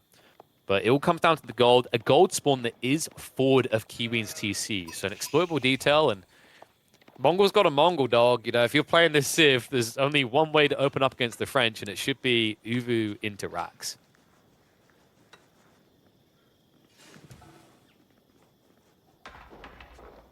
So far, so good. Uvu is there. Let's see if there's a barracks coming to follow. Now, looking at the gold mines of Kiwian, this is concerning. The primary gold mine is on the front, but even worse, the backup gold mines are horrendous. So, as you said, it's not just a thing that Mongols would love to open with spearman towers against the French anyways. It's also how much damage you can do when it comes to the gold access, and the answer is massive. Kiwian is going to send 4 villagers on gold just to make sure that he has enough to go up to feudal with, but that's just one part of the equation. Because it's one thing to reach feudal age, but if you do so without gold, you won't be able to access knights. Exactly. So it's still a valuable play for Striker to try to attempt. But I don't think we're going to be seeing it, right? Is he not? I don't think he's prepped. Okay, there we go. He just kept it so tight I couldn't see it on the minimap. So we are going to get the spearman push. Should be 4 spearmen, should be enough. Outpost placement is going to be beneficial because it also prevents Kiwian from thinking about deer off a pocket eco unless he addresses the outpost. The question mark is what you do afterwards, right? Like we've seen a few deviations, but typically the way you open this is the Mongols is you open spears, you delay the French timing, and then you try to just go castle as quickly as possible. That does rely on you having enough sheep to get there, though. For sure. Here comes the first two spearmen. School of Cavalry already on the way for Kiwian. Let's see how his resources are looking like close to his DC. How many sheep does he have? That's, as you said, a big factor. I think Kiwian's going to get enough gold for 2 knights at this rate. Yeah, he left 4 villages there, right? Yeah. So this should be good for him. Especially if you look back at Striker's base, there's a more important detail in this little raid. It's the fact that Striker's gold is really far away. So it's going to be delayed, but Kiwian is ultimately just going to return the favor the other way. Yeah. A lovely delete of the mining camp as well. He deleted it just before the spearmen arrived, so no bounty over here for Striker either. And as you said, it's going to be at least good enough for 1 night. Now, you're going to have to deal with this tower eventually because that's the only access to gold that you will have if you are Kiwian. But you buy yourself a little time and you will have at least 1 night to roam the map with. Given how exposed this gold mine is for Striker, that's a concern for him. if I'm striker, I'm 100% just building an extra spearman and parking him on that gold vein in like the next 30 seconds. It's too much a risk not to. A little yoinksies there, like that from striker. We talked about the limitation of food, right? Kiwian is going to need access to it. In the meantime, though, his play now becomes predictable. As a French player, you're going to have to go archery range. The good news, wood is in abundance around your base. Look, pause that fort, because it looks like there's going to be an intercept attempt. Spears can counter this out, though. I don't know about this commitment coming out from Kiwian. It might cost him 2 villages. Striker? Smart. The single Khan distracts the Empire, so the Mongols can escape anew. Okay, so this is the problem here for Kiwian. Look at his unit queue and look at his food count. He has the gold for the night, but not the food. And this is something that was a... I think this is an issue that's reminiscent to what we had in the previous game for Kiwian. Yeah. He skipped a couple of villager production there. This is one of the things I was concerned about, seeing him commit so heavily on the gold in Dark Age. I was thinking, would this throw off his build because you have to balance your villagers a little differently? And the answer is, it somewhat does. He's gonna be fine with villager production, but despite the fact that he has the gold for a night, he simply can't afford it because he's so bottlenecked on food. It's like the awkward part for me in this is if you replay what Kiwian just done in the last minute, he pulls all these people into wood, which shows his intent to build archery range as a solution to the incoming problem, right? Archery range, maybe you have to get blacksmiths, maybe you want a ram. Maybe you don't even build a ram because it's just one outpost. But if it becomes 2, you have that flexibility. But by putting that many people on wood, like you've kind of said what you want to do. But then he pulls them all to try and burn the outpost. It's contradicting the idea here, right? Like it's almost like he's changing his mind on the fly. And I think that's why Striker's getting a lot more value out of this situation. Striker, who, by the way, is now going into Silver Tree, he's not going to get the maximum distance trade to begin with, but because of the way this is opened up and the way that Kiwian got blocked off of gold, what it does mean is you're going to get to trade with little to no hindrance. And the fact that Kiwian now goes onto stone guarantees this. He's fully shriveled up. He's turtling. He's not coming out to play the game. Yeah, this is really good for Striker. As you pointed out, the big concern here was that he was already strained on food, yet he pulled the villagers to try and take that tower down or stop it. But that just meant that he had even less resource income to work with, and you see there is still not a single knight on the playing field. Mind you, the scout for Kiwian is gone. He's completely blind, turtling back at home. He will probably have no clue about the trade going on, and that trade is going to return the investment much faster than a second town center will. And Striker clearly want his Khan to die so he could respawn on the other side of the map. Just optimal. I'm kidding. But like he's now got the Khan back, so that vision advantage is going to be with him. And also, this horseman pool is really important. I think Kiwian's goal with his TC is to drop it on the gold vein, the east side of that wood line. But Striker's in position to block that. So if Kiwian goes for anything aggressive with TC placement, he could just lose the game. Uh-oh. No, don't head up with the archer. Yeah, drag them back. This is really important. Kiwian needs to, like, be, hey, I'm over here. Chase me. If he distracts him long enough, he gets away with this. He's getting away with murder right now. Yeah. Uh-oh. Oh, no. Is he? I think Town Center will finish. It's only 2 horsemen, but I love the probe. And this is such a lovely reaction from Striker, because the archers pulled the horsemen close to the stone mine. Striker sees the stone mine. It's a second Town Center. And where would you place your second TC? You always place it on food. It has to be here. Such a great read by Striker. First horseman will be possibly picked off, but... Oh, such a pain here for Kiwian. I mean, I just don't like the fact that he tried to react to the horseman like that. Like, you know, you Just maybe rush save an it. extra villager, but you delay your timing. Like, he's lucky that that wasn't a second, like, double wave of horsemen coming in. Like, mathematically it's impossible, but, you know, maybe Striker went, like, double single spearman. I know it's crazy, but it's possible. Now you're in the situation where you have got the TC up, but I think if I'm Striker, I just get, like, a few traders out and I rush Castle Age now. And there's not really much that Kiwian can do to contest that, because even with this TC drop, notice that he still doesn't actually have access to gold safely. He's going to be gathering north of here, but that's actually out of TC range. Exactly. That's the big thing here. And this is something that Striker knows fully well. In fact, he is getting the building movement speed upgrade, so he will move his silver tree to the other corner. In fact, it's already on the move. Striker knows fully well that his opponent has absolutely no cavalry on the field, and once again, good read. You see traders even accompanying that one building that's going out to the corner, and now he sees the gold miners as well. He knows fully well that Kiwian will A, be stuck in feudal age, B, have access to no knights, also shown by the fact that he's going horseman. And the timing where he got pushed off the gold is critical here. Imagine this game if you got enough gold together to like wheelbarrow. You know, that's kind of like a stretch because it's more expensive. Or at least get one night out. You have some sort of dictatorial flow in the mid-map. Yep. Instead, now Kiwian's full turtle mode, and he has to go for these exposed resources that he doesn't even retreat fast away from. Not to mention the fact that he's so desperate, he's going into horseman against a Civ that's already revealed spearmen in the early phases. For sure. I mean, I think it could go back to the point where he lacked the food to make that one knight. As you said, that gold mine for Striker was pretty far away from his TC. A single knight would have been so threatening. Kiwian would have had at least some sort of leverage, some sort of threat to impose on the base of Striker. Without that, there was nothing. It was always Striker being the aggressor. He saw the stone mine, tried to punish the town center. He knows fully well what his opponent is doing. Kiwian is completely clueless over here when it comes to information. He has 2 horsemen, no scouting information. He might not even know that the trade is going on, but even if he does, it's not like he has any tools to stop it with. The crazy part is like you're watching Striker dive the primary TC of Horseman. Not really an advisable play with like 3 Horsemen, but the reason it's still working is because he knows he's got that much of an advantage in terms of military leverage. Like Kiwian has gone into 2 TCs. That has doubled his food cost in terms of villager production. That's just something you can manipulate. And that's what Striker's done a marvelous job of so far. He's going to have to go back for that gold, which is now being walled up. Kiwian will try to slow things down. It's going to cost him a few villages to do so. In fact, that should be 2 villages going down, and Horseman can easily just run past. I'm trying not to sound grim over here, but this might be over for Kiwian. He's on 2 TCs, yet the ecos are dead even. He's got absolutely no standing army, nothing to prevent these horsemen to rampage that eco, and Striker sees fully well that his opponent is on berries. Why would you be on berries at minute 10, if not for desperation? Lida, it's even worse than that. Look at Striker's resources. Look at what's coming. It's Castle Age, as anticipated, the place where you want to be as a Mongol player. Like, he has milked this at the teat. If Kiwian was a cow, he'd be being milked for blood at this stage. He's got nothing left.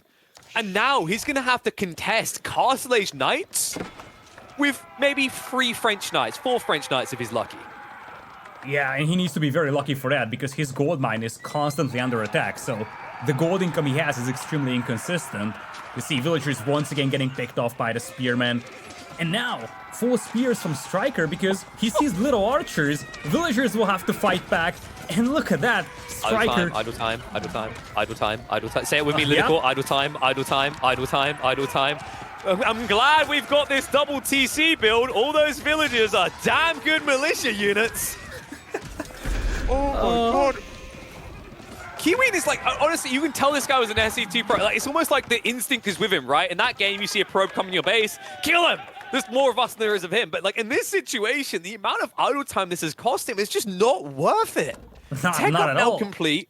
And by the way, Striker didn't go for a step readout build. He's that confident gold will be just churning in forever. He built the damn Kurultai. Exactly. Him building a Kurultai is a sign that he basically thinks Kiwian has no chance of threatening the trade. He's gonna have untouched gold income for a while, and don't underestimate the power of that Kurultai. It's a powerful building, especially once you park it mid-map, and Striker will be able to do that because Kiwian's army is still rather lackluster. It's not like Striker has much either, but he's gonna be in Castle Age. He can start going for his own Lancers. Yep, I'm looking forward to game number 4, Lidakor. He built Kurultai. It's the patch isn't live yet. This is bad Kurultai. It's not that bad. It's that bad. It's really bad. Okay, why do you think it's not bad? We're gonna have this argument. We're gonna do it now. This might be the last game. Let's get Striker show it, right? Okay, I'm gonna bluntly say if Striker wins this, it's nothing to do with the Kurultai. Right? Kurultai is usually a Kurul die. Like, it loses you games. It doesn't win you games. I mean, this is not a matter of the Kurultai. It's a matter of the fact that he gets away with a blatant trade against possibly the single best civilization when it comes to denying feudal age trade. And by the way, like, you're playing French, and for those that are new to the French or haven't experienced it yet, they get knights in feudal age. It's quite a big deal. Lets you build up quite a few as long feudal age occurs. Not usually a standard situation to find yourself at this phase about to be outnumbered in heavy cavalry, in fact, doubled up on by your opponent. Uh-oh. But that's where we're at. And those heavy cavalry units... No, Kiwian, it worked against horsemen. Do not attack the knights. Good lord. Access to food is also gonna be lacking over here for Kiwian. His hunt is now exposed. Kurultai crawling all the way up over there. And Kiwian, he tried to go for a raid on the trade, but he has to pull his forces back to defend his hunters. Like this is all I need to say about Kurultai. When you're this far ahead that you passively wheel it across the map, and it's still an okay play. When you don't even have the Khan here to buff you up on the damage, that's how far ahead Striker is. Don't get me wrong, don't miscalculate what I'm saying here. Upcoming Kurultai changes, it's actually going to be a spicy meatball. But this is like, this is not Chad Kurultai, this is Chimp Kurultai. And yet still, it doesn't matter. Or it shouldn't matter. It shouldn't. Now, Striker was slowed down by the fact that his food income was a little lacking, and it looks like he's actually going to call retreats for the time being. But now he's back on track with food. Welcome to Kurultai in pre-season 4, right? This is literally what I'm talking about. It's like, Kurultai is an all-in type player, right? If you start losing ground, you kind of lose. The crazy part is, like, I want to know where Striker's Khan is. Because he hasn't been getting a damage buff every time from this. A damage buff that probably would have had him ahead. Exactly. I don't know where the Khan is. He's alive. He's just probably chilling back at home somewhere. Not in the TC, but we may never know. But don't worry, Lida. He got like 20 extra health across all those lancers that died underneath the Kurultai. It's damn good value. Like, yes. Seriously, where is the Khan? Like, I'm seeing the icon at the top. He's somewhere. If anyone has lost a Khan, could you please come to security and pick them up? Yeah, good question. I think it's to the south of the stables, but feels like Striker just forgot about it. No, Lida, he has forgot about it. It's sitting at the town center on the northern side. He's taking a prolonged coffee break right now. He's just literally sitting where he's spawned. Yes. Yeah, there he is. He's just blending in, you know. Do you know why they call it Kurultai? Because your opponent is always obligated to say thank you for the easy win. Well, speaking of easy, at least there's going to be Castle Age for Kiwian, and I'm not gonna lie, that transition to Castle Age from Striker wasn't super clean. He actually had a pretty pedestrian pace of building up those Lancers, and he hasn't really been doing much of a damage to his opponent for a while, so Kiwian was able to get back on gold, he was able to get away with the hunting, and he's up to Castle Age. He has, well, 8 knights to work with, but he's going to have Royal Bloodlines soon, so don't count out Kiwian just yet from this game. It's almost like the Kurultai was worthless. Didn't really... Okay, I'm going to stop bashing Kurultai. I think we get it. It's dead. Stop hitting it. But, like, this is bad now for Striker, because now these knights are going to shut down trade. Do you want to know why most players still get step redoubt even with Silver Tree? Because this happened. Yep. Yeah, the moment this happens, now where do you get gold is the Mongols. Yeah, I feel like the problem here for Striker is that there was just no military presence at the beginning of Castle Age. He went up to Castle, he had 1 or 2 Lancers to work with, that's it. As we discussed, he was counting on the fact that his trade will never be hit, but that's no longer the case because he's no longer the aggressor. Now, he's trying to break into the opponent's base, but there's going to be some defensive forces back at home here, some Arbaletri are being prepared. These Lancers would need to do a lot of damage to compensate for a trade now being lost. I'm not sure it's good enough compared to what the Knights are doing on the other side. Like, he's committed all of his military force here, right? So he has no one home to defend the wives and kids. True that. On the other hand, it's not like he's completely reliant on the trade anymore. He's got some gold mining, he's got gold trickle from soon-to-be 4 relics. Yeah. And on the other side, there's not much for Kiwian left to defend villagers with. I mean, but once again, he has 2 TCs, so, like, you know, I'm not saying that because there's somewhere for them to hide. It's more like he can afford to lose villagers at an even pace and be ahead. So, like, this is not clean for Striker still. He's diving under multiple defenses. Good lord, Kiwian built 3 outposts here.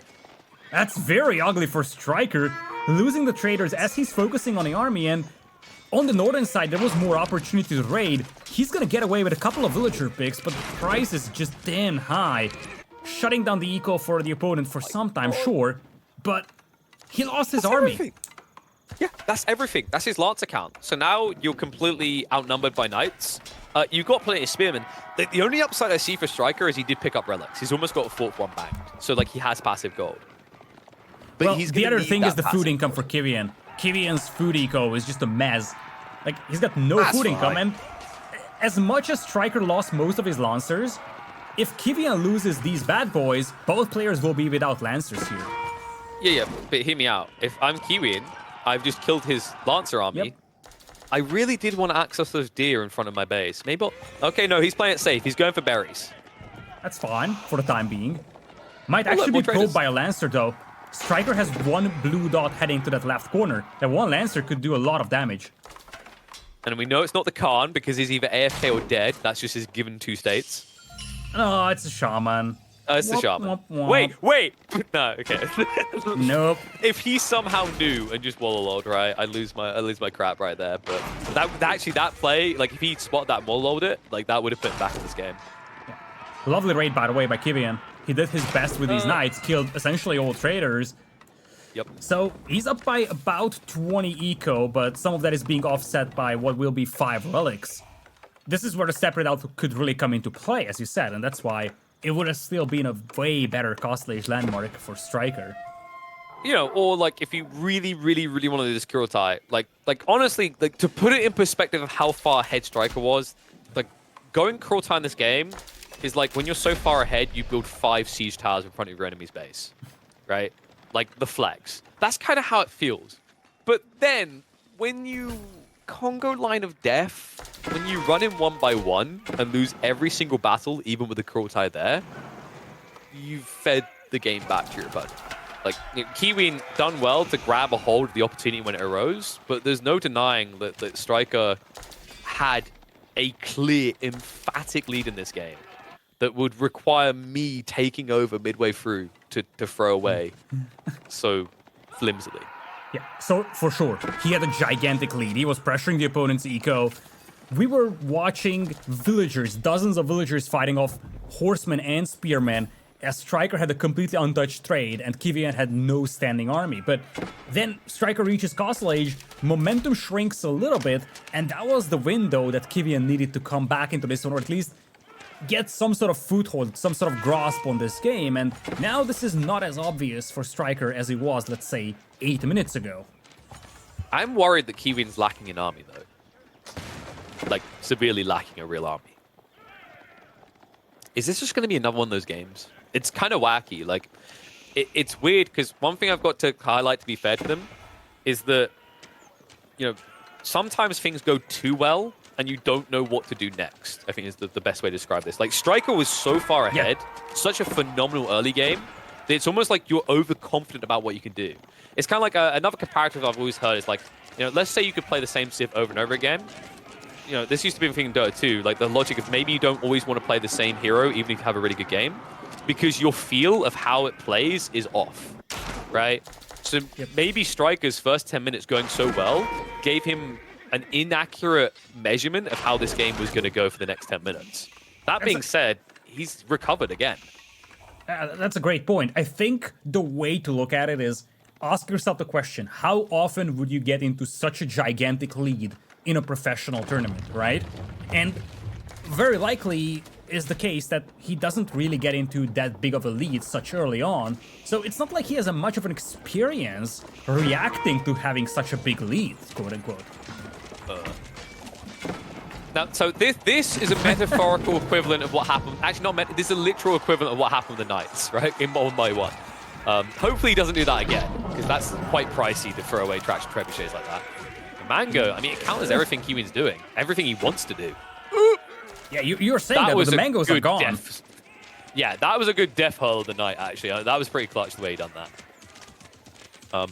Wait, hold on a sec. Are you telling me that oh my god, the Kurotai was here all along? Where is the Khan at? Oh, he's nearby. He just needs to get like, close. Come on. My thought is the healing, right? Like, if you peel the mangonels, and oh god, there's so much seed dying. I think they're both just tired, Lidakor. I'm just gonna go with they're both just tired. Well, it seems like it's the case because Kiwian, not reacting to the villagers being slain on the right side, is going to start dropping in villager count. And in the middle, as you said, it's not like his army is crazy strong by any means. It's like the way to describe that. So I'm going to be a broken record and go. So once again, the game was going so good or bad that like the player didn't really know what to do with it. Like Striker just hit a second win in a crazy way and then confidently built siege under his opponent's nose, and it backfired. I think this is just the story of this game. Like one player gets overconfident and then just throws away everything. Like you just saw there, Kiwian just throwing away knights or willy-nilly, coming into the center for no reason. Like these knights, if anywhere, should be on the backside, right? Like, you know that Striker has a standing army. Exactly. You don't want to push into that, especially because most of it is crossbows, and as much as we laugh about the core ulti, right now the con is there, so it's at least doing something. You don't want to push into spears, crossbows, even towers, mangonels. Instead, as you said, you just want to use your mobility, but that's not really there for Kiwian.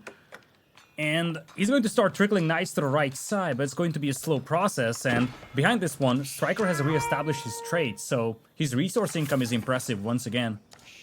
Yeah, and I think this is where, like, you may notice I'm, like, saying, like, being critical, there's a lot of errors or whatever, but, like, I'm not saying that these guys are just bad. Obviously, they're good at the game, right? There's just such a thing as forced errors. And like I said, there's the uncomfortable errors, like when you're that far ahead, you kind of misread it, like we saw after the early game for Striker. And now you're kind of getting to a phase where, like, neither of them are really sure who's stronger, right? Kiwian probably feels that he can throw away more eco because he's 2 TCs, but he's not overly confident because of what's coming down the center. So they're kind of doing these weird kind of probing skirmishes that usually end up losing them more of their army than intended. And it's why you're getting a very back and forth game. Yeah, finally these Lancers could do some damage here, but conversely, you do have these Spearmen moving in, and these are low HP villagers, so unless the reaction is immediate from Kiwian, this is gonna be a couple of casualties on his side. And he needs all the food he can get. Yeah, like you can see, he's got over 1,000 per minute, but he's using it all instantly to rush an army of horsemen at that. Against mass spearmen. Oh boy. It's not looking great by any means. And if you look at the eco count, sure thing, there's the 20 eco lead for Kiwian, but then again, access to food is somewhat limited, and the overall eco count doesn't necessarily tell the whole story, because those traders are brutally efficient right now for Striker. Plus, he's got 5 relics and 1 sacred site to work with. Yep. And I don't know how many farms Kiwian has set up at home. I think he's maybe got like 10 max. Like, he's not that well off, if I'm not mistaken. So this is tough. He still has that transition ahead of him. Throwing away this many horsemen, that simply does not feel good. Mangonel's keeping him at bay. The wraparound attempt's going to come in, but this many crossbowmen can somewhat deal with the horsemen, especially when they're distracted by the siege instead of actually addressing the range column. Exactly, that was a beautiful trebuchet hit, actually. Hit the Mangonel right on top of its head, so the Mango is down to low HP, but now the fact that you can make your siege weapons on the battlefield comes into play for Striker, because he's going to outproduce Kiwian by a massive margin when it comes to siege. Battering rams are coming in, Mangonels, Springolds being placed on the battlefield as well. And when it comes to Kiwian, he only has 1 Springgold on the battlefield, with the second one being in production. Now that curl tie, I can't stop. In fairness, like, it is going to help because all these injuries are gone now, right? But, like, if he wins this game, if anyone, I swear to God, if people get into my DMs and say Kurultai actually go before patch, I'm gonna get a razor and shave all my hair off. I'm gonna go full Britney because, like, this Kurultai has done nothing but hinder his chances in this game. But Striker miraculously once again comes back in to look strong. Now, the Mangonel and potentially things like Lancers are decent with the Kurultai damage buff. Remember that before the patch, it doesn't apply to bonus damage. But the only way that's going to matter is if Striker shuffles that thing up right into Kiwian's face. Well, if he wants to, now is the time to do so, because he's pushing in with the rams. Just a couple of pieces of cavalry for Kiwian out here. Most of the armies are just crossbows. Mangonel is nowhere to be found, though, on either side. God, the rams are just ignored. Like, this is going to cost you so much. Remember, the Striker's getting paid for this. 50 resources each building the burns, and there's plenty to burn in this area. Main army is going to be lost.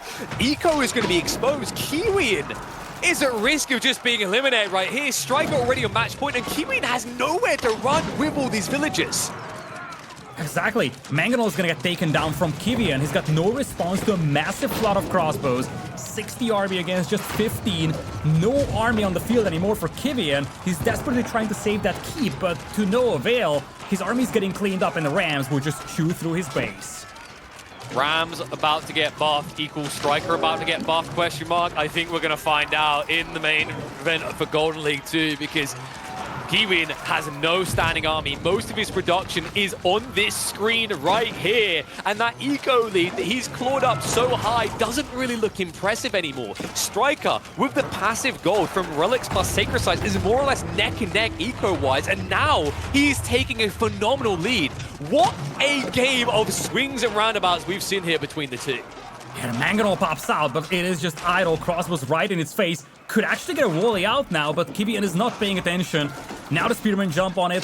One volley comes out, beautiful hit, but is a little too little at this point. So much damage done to Kiwian. A little too little, little too late. I mean, the Springles, sure, you've got them there, but there's enough range units to keep you at bay. You know, the Rams are going to keep working their way through the archery ranges, so your production lines are going to be just chunked down.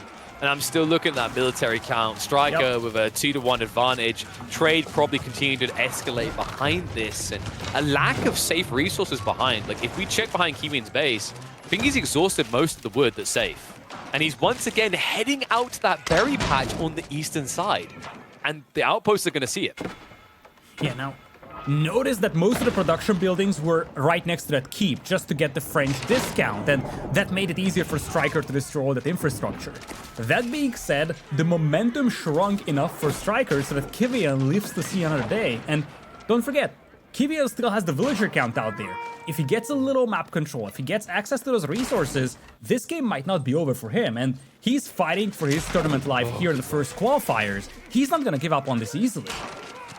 He's crafting bricks right now. Like, he can't be comfortable with this. Like, Kiwian knows the only way he gets back in is mass food. That's why he's playing berry patches on both flanks. But if this ever gets revealed, he's going to lose plenty. Striker, in the meantime, may not have the food, but he has so much gold in the bank that he can buy whatever he needs. Probably more siege, in fact. Wood plus gold should equal quite a simple order. But the Horsemen are making it a bit uncomfortable for him. And I am seeing kind of a lack of melee. Striker's trying to fix that now into mass men-at-arms. An interesting play, but an effective one when you consider that Kiwian is not massing Arbaletier, it's actually massing archers. Yeah, Kiwian sees that Striker is full on crossbows, at least for the time being, but men-at-arms are making a new appearance. This is tricky for Striker, because I feel like he should have been able to finish the game over here, but I guess he was just too focused on microing his army because he kind of ignored the fact that he's sitting on 6,000 gold. He could put those resources onto the playing field and outnumber his opponent 2-to-1 right now, or just buy himself up to Imperial, but he needs to do something with those resources. You can't give opportunities like these to Kiwian. You need to give this opportunity for like 10 minutes plus, and given what I've seen in this game so far, it's not impossible, but it's heavily improbable. Kiwian needs a lot to go his way. Sure. I think he's also running out of gold, if I'm not mistaken. And that's a lovely keep, though. That's a good start. It is, but let's be clear on this. I think Striker has like 6 traders. I think he has more than that. I think he actually has a couple of traders going. He's got like 6, maybe 8 max. Like, it's not that many. Right? He just didn't bother. I mean, like, you've got 6k gold. Do you really need it? So, like, the bigger deal is he's got 2 TCs, right? So he's actually gone for prioritizing villages like wood, whatever, all the exhaustible resources. And now, finally, we are going to see the exchange of gold. It is going to be the White Stupa, Imperial Age on the way. Striker can now just wait. If he just techs up and goes, Kiwian has no sort of reprieve. Like, he has no reason, he has no way back in. Exactly. Looks like he also found the villagers on the left side, so Kiwian is going to drop by 10 or so, and his access to stone will also be denied.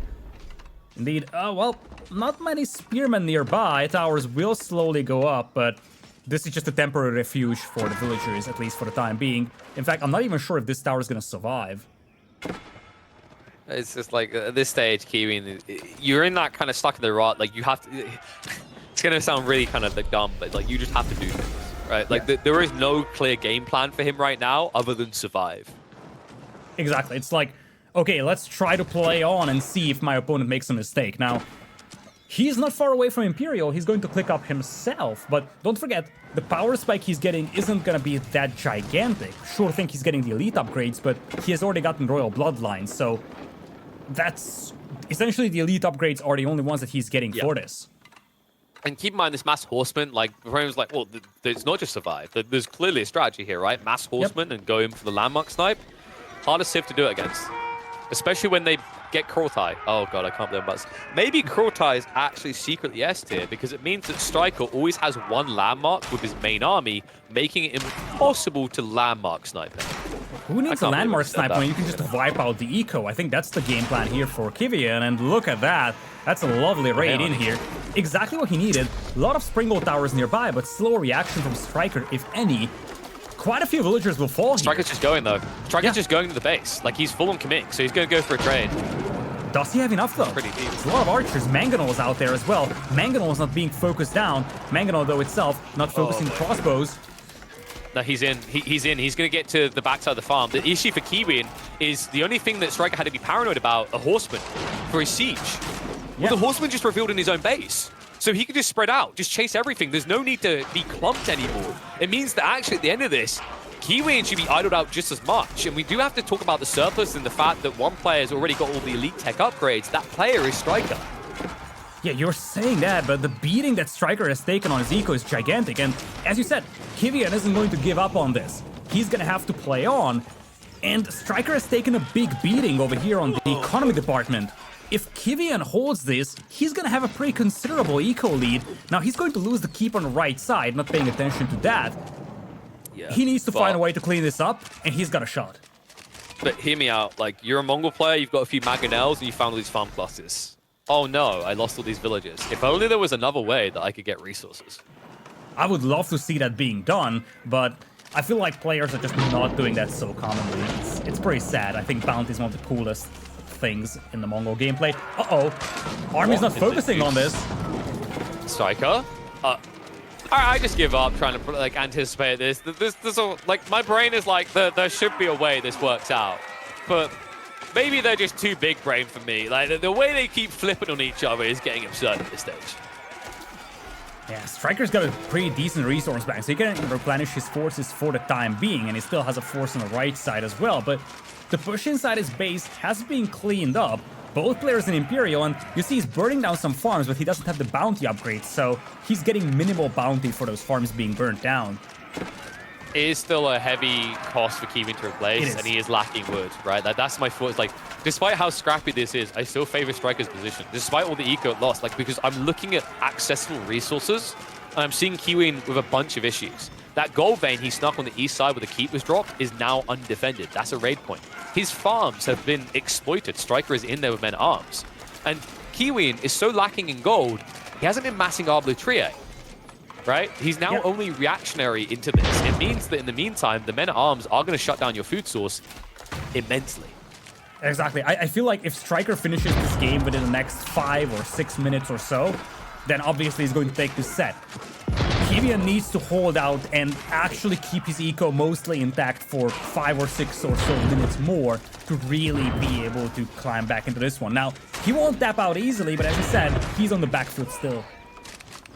Yeah, I'm just looking at food and gold. Like, food and gold wins this game. Like, ignore the fact that Striker has no wood income and Kiwian has like 1.5k. He needs that to replace farms lost. And now the desperation. Like, he's rushing out with Villies at this stage. If that Mangonel turns and fires, that eco lead you built up is pretty much gone. Like, it might even be gone anyway. Like, this is how desperate he is. Kiwian just doesn't have a sizable standing army anymore. Yeah, that might be it. The only hope that Kiwian had was that he did enough damage on the opponent's eco to somehow outlast him in a grind fest, but that eco lead is now gone, and at the end of the day, the resource bank is more promising for Striker. He's got triple the army, and this war of attrition will be won by Striker, if anyone. I think that raid that Kiwian made on the wood baited him as well as many other people, right? Yes. Like, you're killing the woodworkers, but you actually need to kill the food. Like, if he actually made his way into the main base and found the Mongols in their one predictable location, because we know Mongol players do one thing, they select all pastures and rally point at the same spot, that probably has a bigger impact and lets him stabilize. But Kiwian, he saw the first thing he could strike, he saw it in mass quantities, and I don't blame him for taking it. But because he never done anything about the food, Striker was always going to bounce back. And his men-at-arms, they were never truly answered because he went mass archers instead of Arbitria. Oh, Quinn lining up over here for a shot, or at least we believe so. Come on. Like, what's it doing? Well, Striker respects it though. He goes, whoa, GG, game's over, I need to back away. Not the scary big boy cannons. Oh, I couldn't even. No Riboldi's for me. yeah, it's like, the timing was great from Striker, by the way. He saw the Imperial Agent, he pushed immediately, and that's what he really got with that Imperial Age advantage. He had his techs in, his opponent didn't, and he could time this well. And you see, Kiwian is desperate. I think there's no trade. There's no trade to shut down. At this point, I feel like he's just like, okay, I need to do eco damage. How do I do that? I see trade. I'm just gonna castle drop it. But yeah, there is absolutely no trade there, and as you said, he got baited by that wood line slaying so many villagers. But hear me out, Lida. You're at our budget point. Why not just walk into his base and drop a key? Like, go for the gold. Don't go for the bronze, right? Like, just if you know it's a unlikely play, at least try maximum value. I mean, Kiwian, I think he knows the writings on the wall here. Obviously, there's match points, so he's not going to just GG out instantly. If you are a Kiwian fan, don't worry. You will see more of him, hopefully. There is a qualifier tomorrow, a second chance to go at it, but I hate to like call it before it's over, but this is looking done. Yeah, definitely done now. It is 173 population against 102, and as I said, I don't blame Kiwian for jumping on the lumberjacks, and it looked so good. Minus 30, minus 40 villagers. It's a massive impact, but it's not an immediate impact, and those horsemen possibly may have been missing from the main battle inside his base that needed to keep his eco alive. And at the end of the day, Striker survives losing that many villagers, whereas Kiwian wasn't able to hold off the assault without the help of his horsemen. If I was a Mongol main, I'd be very happy right now just seeing all those plus signs. Still haven't got the upgraded bounty, but like at this point it's a move. So, an interesting series, I'll give it that. I stand by what I said earlier on. Like, Kiwian is definitely a guy with a history of talent, but a lot of his time has kind of felt off in this. I think Striker's first 10 minutes of this game is a premium example of that. Like, his early game execution was phenomenal. Like, most people would look at that and went GG, right? Like, at that stage, like, if you knew it wasn't like match point, you might just be like on the edge of just surrendering in 10 minutes. Mid game, like I said, overconfidence can be a downfall, right? It's is it the word insidious rather, and slow killer. In this one, it really was a slow killer, slow burner. Like, it took an extra 30 minutes past that to get there. But I am proud to say, and also disgusted to say, I think Kurultai might finally win in competitive AoE form.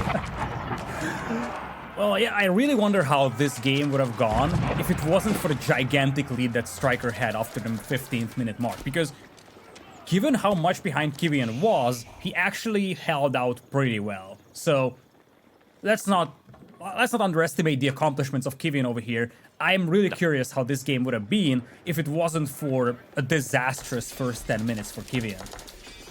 Exactly. Like I said, Kiwian, he's a talented player. Probably just needs to put a little bit more time in and get back up to like key timings. Striker, I'm impressed. Like, I think Striker, like, he's a talented player. He's known in AoE.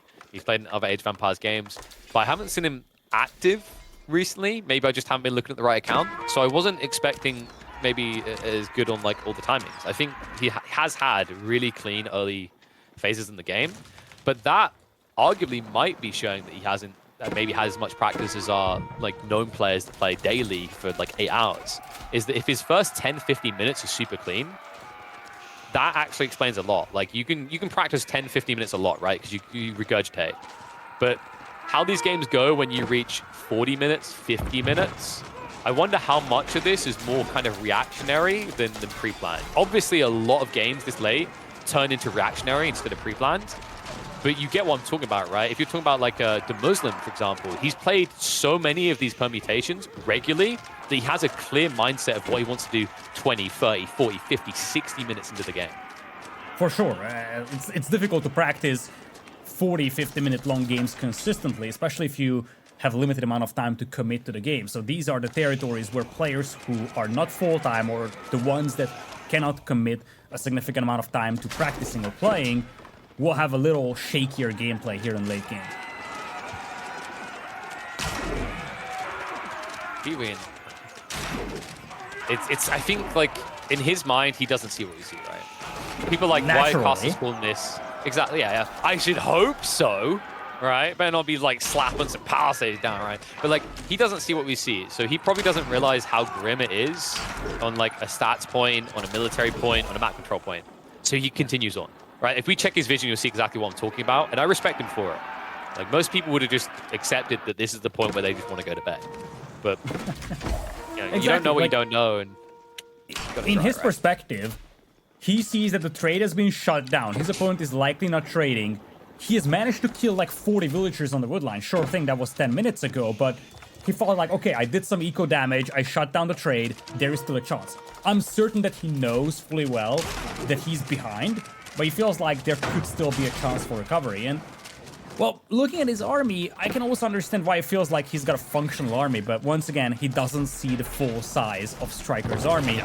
He has no idea about the fact that he's outnumbered 2-1. And in fairness, like, so far, Striker has truly role-played the Mongols. He came through, he burnt everything, he pillaged, and he left. And then people rebuild, right? But now, he's finally doing some permanent damage, right? Taking out that town center, making sure these farm clusters are never re-enabled, moving into the main base and disrupting infrastructure. Like, this is where Kiwian will know it's over. It's been this kind of... Striker's been nibbling so far. He hasn't taken a giant chunk. But now, he's ready to devour the whole meal. Indeed, it's just a matter of time. Not the Kurultai! All right, I changed my mind. It's over. Kiwian's going to make a comeback. I mean, without the Kurultai, okay, I need to stop. I can't. Like, I hate this landmark so much. I am excited for the upcoming version, though. Yeah, this is a nice little fight over here for Kiwian, but it's just a little too late. His farming eco is being burnt down. At this point, he needs to pay attention not to lose his landmarks. And, well, a sure thing on the right side, the castle is still protecting those villagers more or less. But now, as I said, his landmarks are being taken down. It's like, where is he going to go from here? Yeah, at this point, Striker's had his fun. It's time to end it. Like, when you watch this many units lose to a substantially smaller force, like, you understand how big elite versus veteran is, right? Like, Kiwian... How long has he been Imperial? Like, he still doesn't have upgraded arbors or archers. That's how bad it's been on gold this whole time for him. Yeah, it has been terrible. And don't forget, behind this one, we're looking at Striker, who has been having 5 relics for the last half an hour. How much gold is that? It's a ton, right? So he doesn't even need the trade because the passive gold income is sufficient to just keep this flood going. Does Kiwian just like I mean, I'm watching this game and I'm understanding why Vive la Revolution happened in French, right? Like, so many people thrown to their deaths. 210 dead villagers in this game. I'd rebel too, to be honest with you. Understandably so. Like, there's not much left here for Kiwian. He's down to just 80 population. Now his army is getting cleaned up, and you know situation is bad when, first of all, you're losing your villagers everywhere. Second, you're down 2 landmarks. And third, when your opponent pushes into your Pavise Arbaletrier with just pure vanilla crossbows. Honestly, it always feels spiteful from Kiwian at this point. It's like, I won't let you win. We're going to keep this one going. Like I said, I do respect it. But I think he's reached a point where these pocket villages don't... Like, there's not much left for them to grab. There are no pockets left. You say that, check the south side. He's actually gathering gold there as well. This guy, like, honestly, like tentacles just reaching everywhere. Kiwian is somehow always getting resources on the flank. That's the only like, he has to be getting it somewhere, right? Where does he keep building new arbaletriers and archers from? I feel like if Striker wanted to just close the game out, indeed the best course of action is just to destroy the landmarks. But if he actually went for the villager kills, he would just need a couple of horsemen and probe those resources. He never really was raiding those sides with high mobility units. He's been just spamming infantry the last 20 minutes. It's not like it's a big deal. He's still winning the game, but he could have finished off those villagers long ago. Looks like now he's sending some units to the left side, but I think those are infantry units as well, not cavalry. In fact, I'm certain that they are not cavalry because Striker only has 1 high mobility unit. That's a Khan. And usually he just sits at the town center, so, you know, probably can't play. But like, he's finally realized that. I think like Striker will look back at this. He knows, looking back at this game, like he would have felt it this late in. Like maybe, oh there you go, Khan gets back to the town center. But like maybe if he had just a few lancers throughout this mid game, which I think he could have afforded at multiple phases, this game probably doesn't drag on this long because Kiwian doesn't keep finding pocket resources to keep him alive. It would have also helped having Wheelbarrow the whole time, something that Striker is just now getting.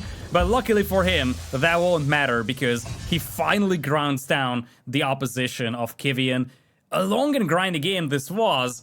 In the end, Striker takes it 3-0. In general, very long and grindy set. Kiwian really did his best, but it was insufficient. He's gonna have to retry tomorrow, whereas Striker advances to Golden League 2, a return for him into a format in which I think he finished top 16 last time, if I'm not mistaken. I wouldn't be surprised. I mean, like, so just to kind of address Kiwian first, I think despite what we've seen here, he's a good enough player. He hangs in there long enough that I expect him to make it in the second qualifier, unless he gets like some extremely brutal seeding that puts him up against a more favorable person. But let's talk about Striker. You know, the man of the moment. You got to give it to him. You know, his early game execution is really clean. I liked his builds. I liked his deviation on standardized openings as well, and the way that he utilized his early units. There's definitely a weakness that's going to get exploited past like 25, 30 minutes, I think. Like, that's kind of a recurring theme. He probably feels it as well. It comes down to a game of sheer practice. Like, if you're going to go up against these people that have been playing for 8 to 10 hours a day for months, even with a new patch, like, they're probably going to be quicker to figure things out. But that could be Striker's edge. Between the twists on rule sets, plus the fact that we have a big patch just around the corner, it kind of gives you a soft reset. And someone like Striker, I think he's a very talented player. He could actually make a deep run in Golden League. Like you said, I think the first one you said he came top 16, which is, you know, no small feat. Could easily repeat that in the second iteration of this tournament.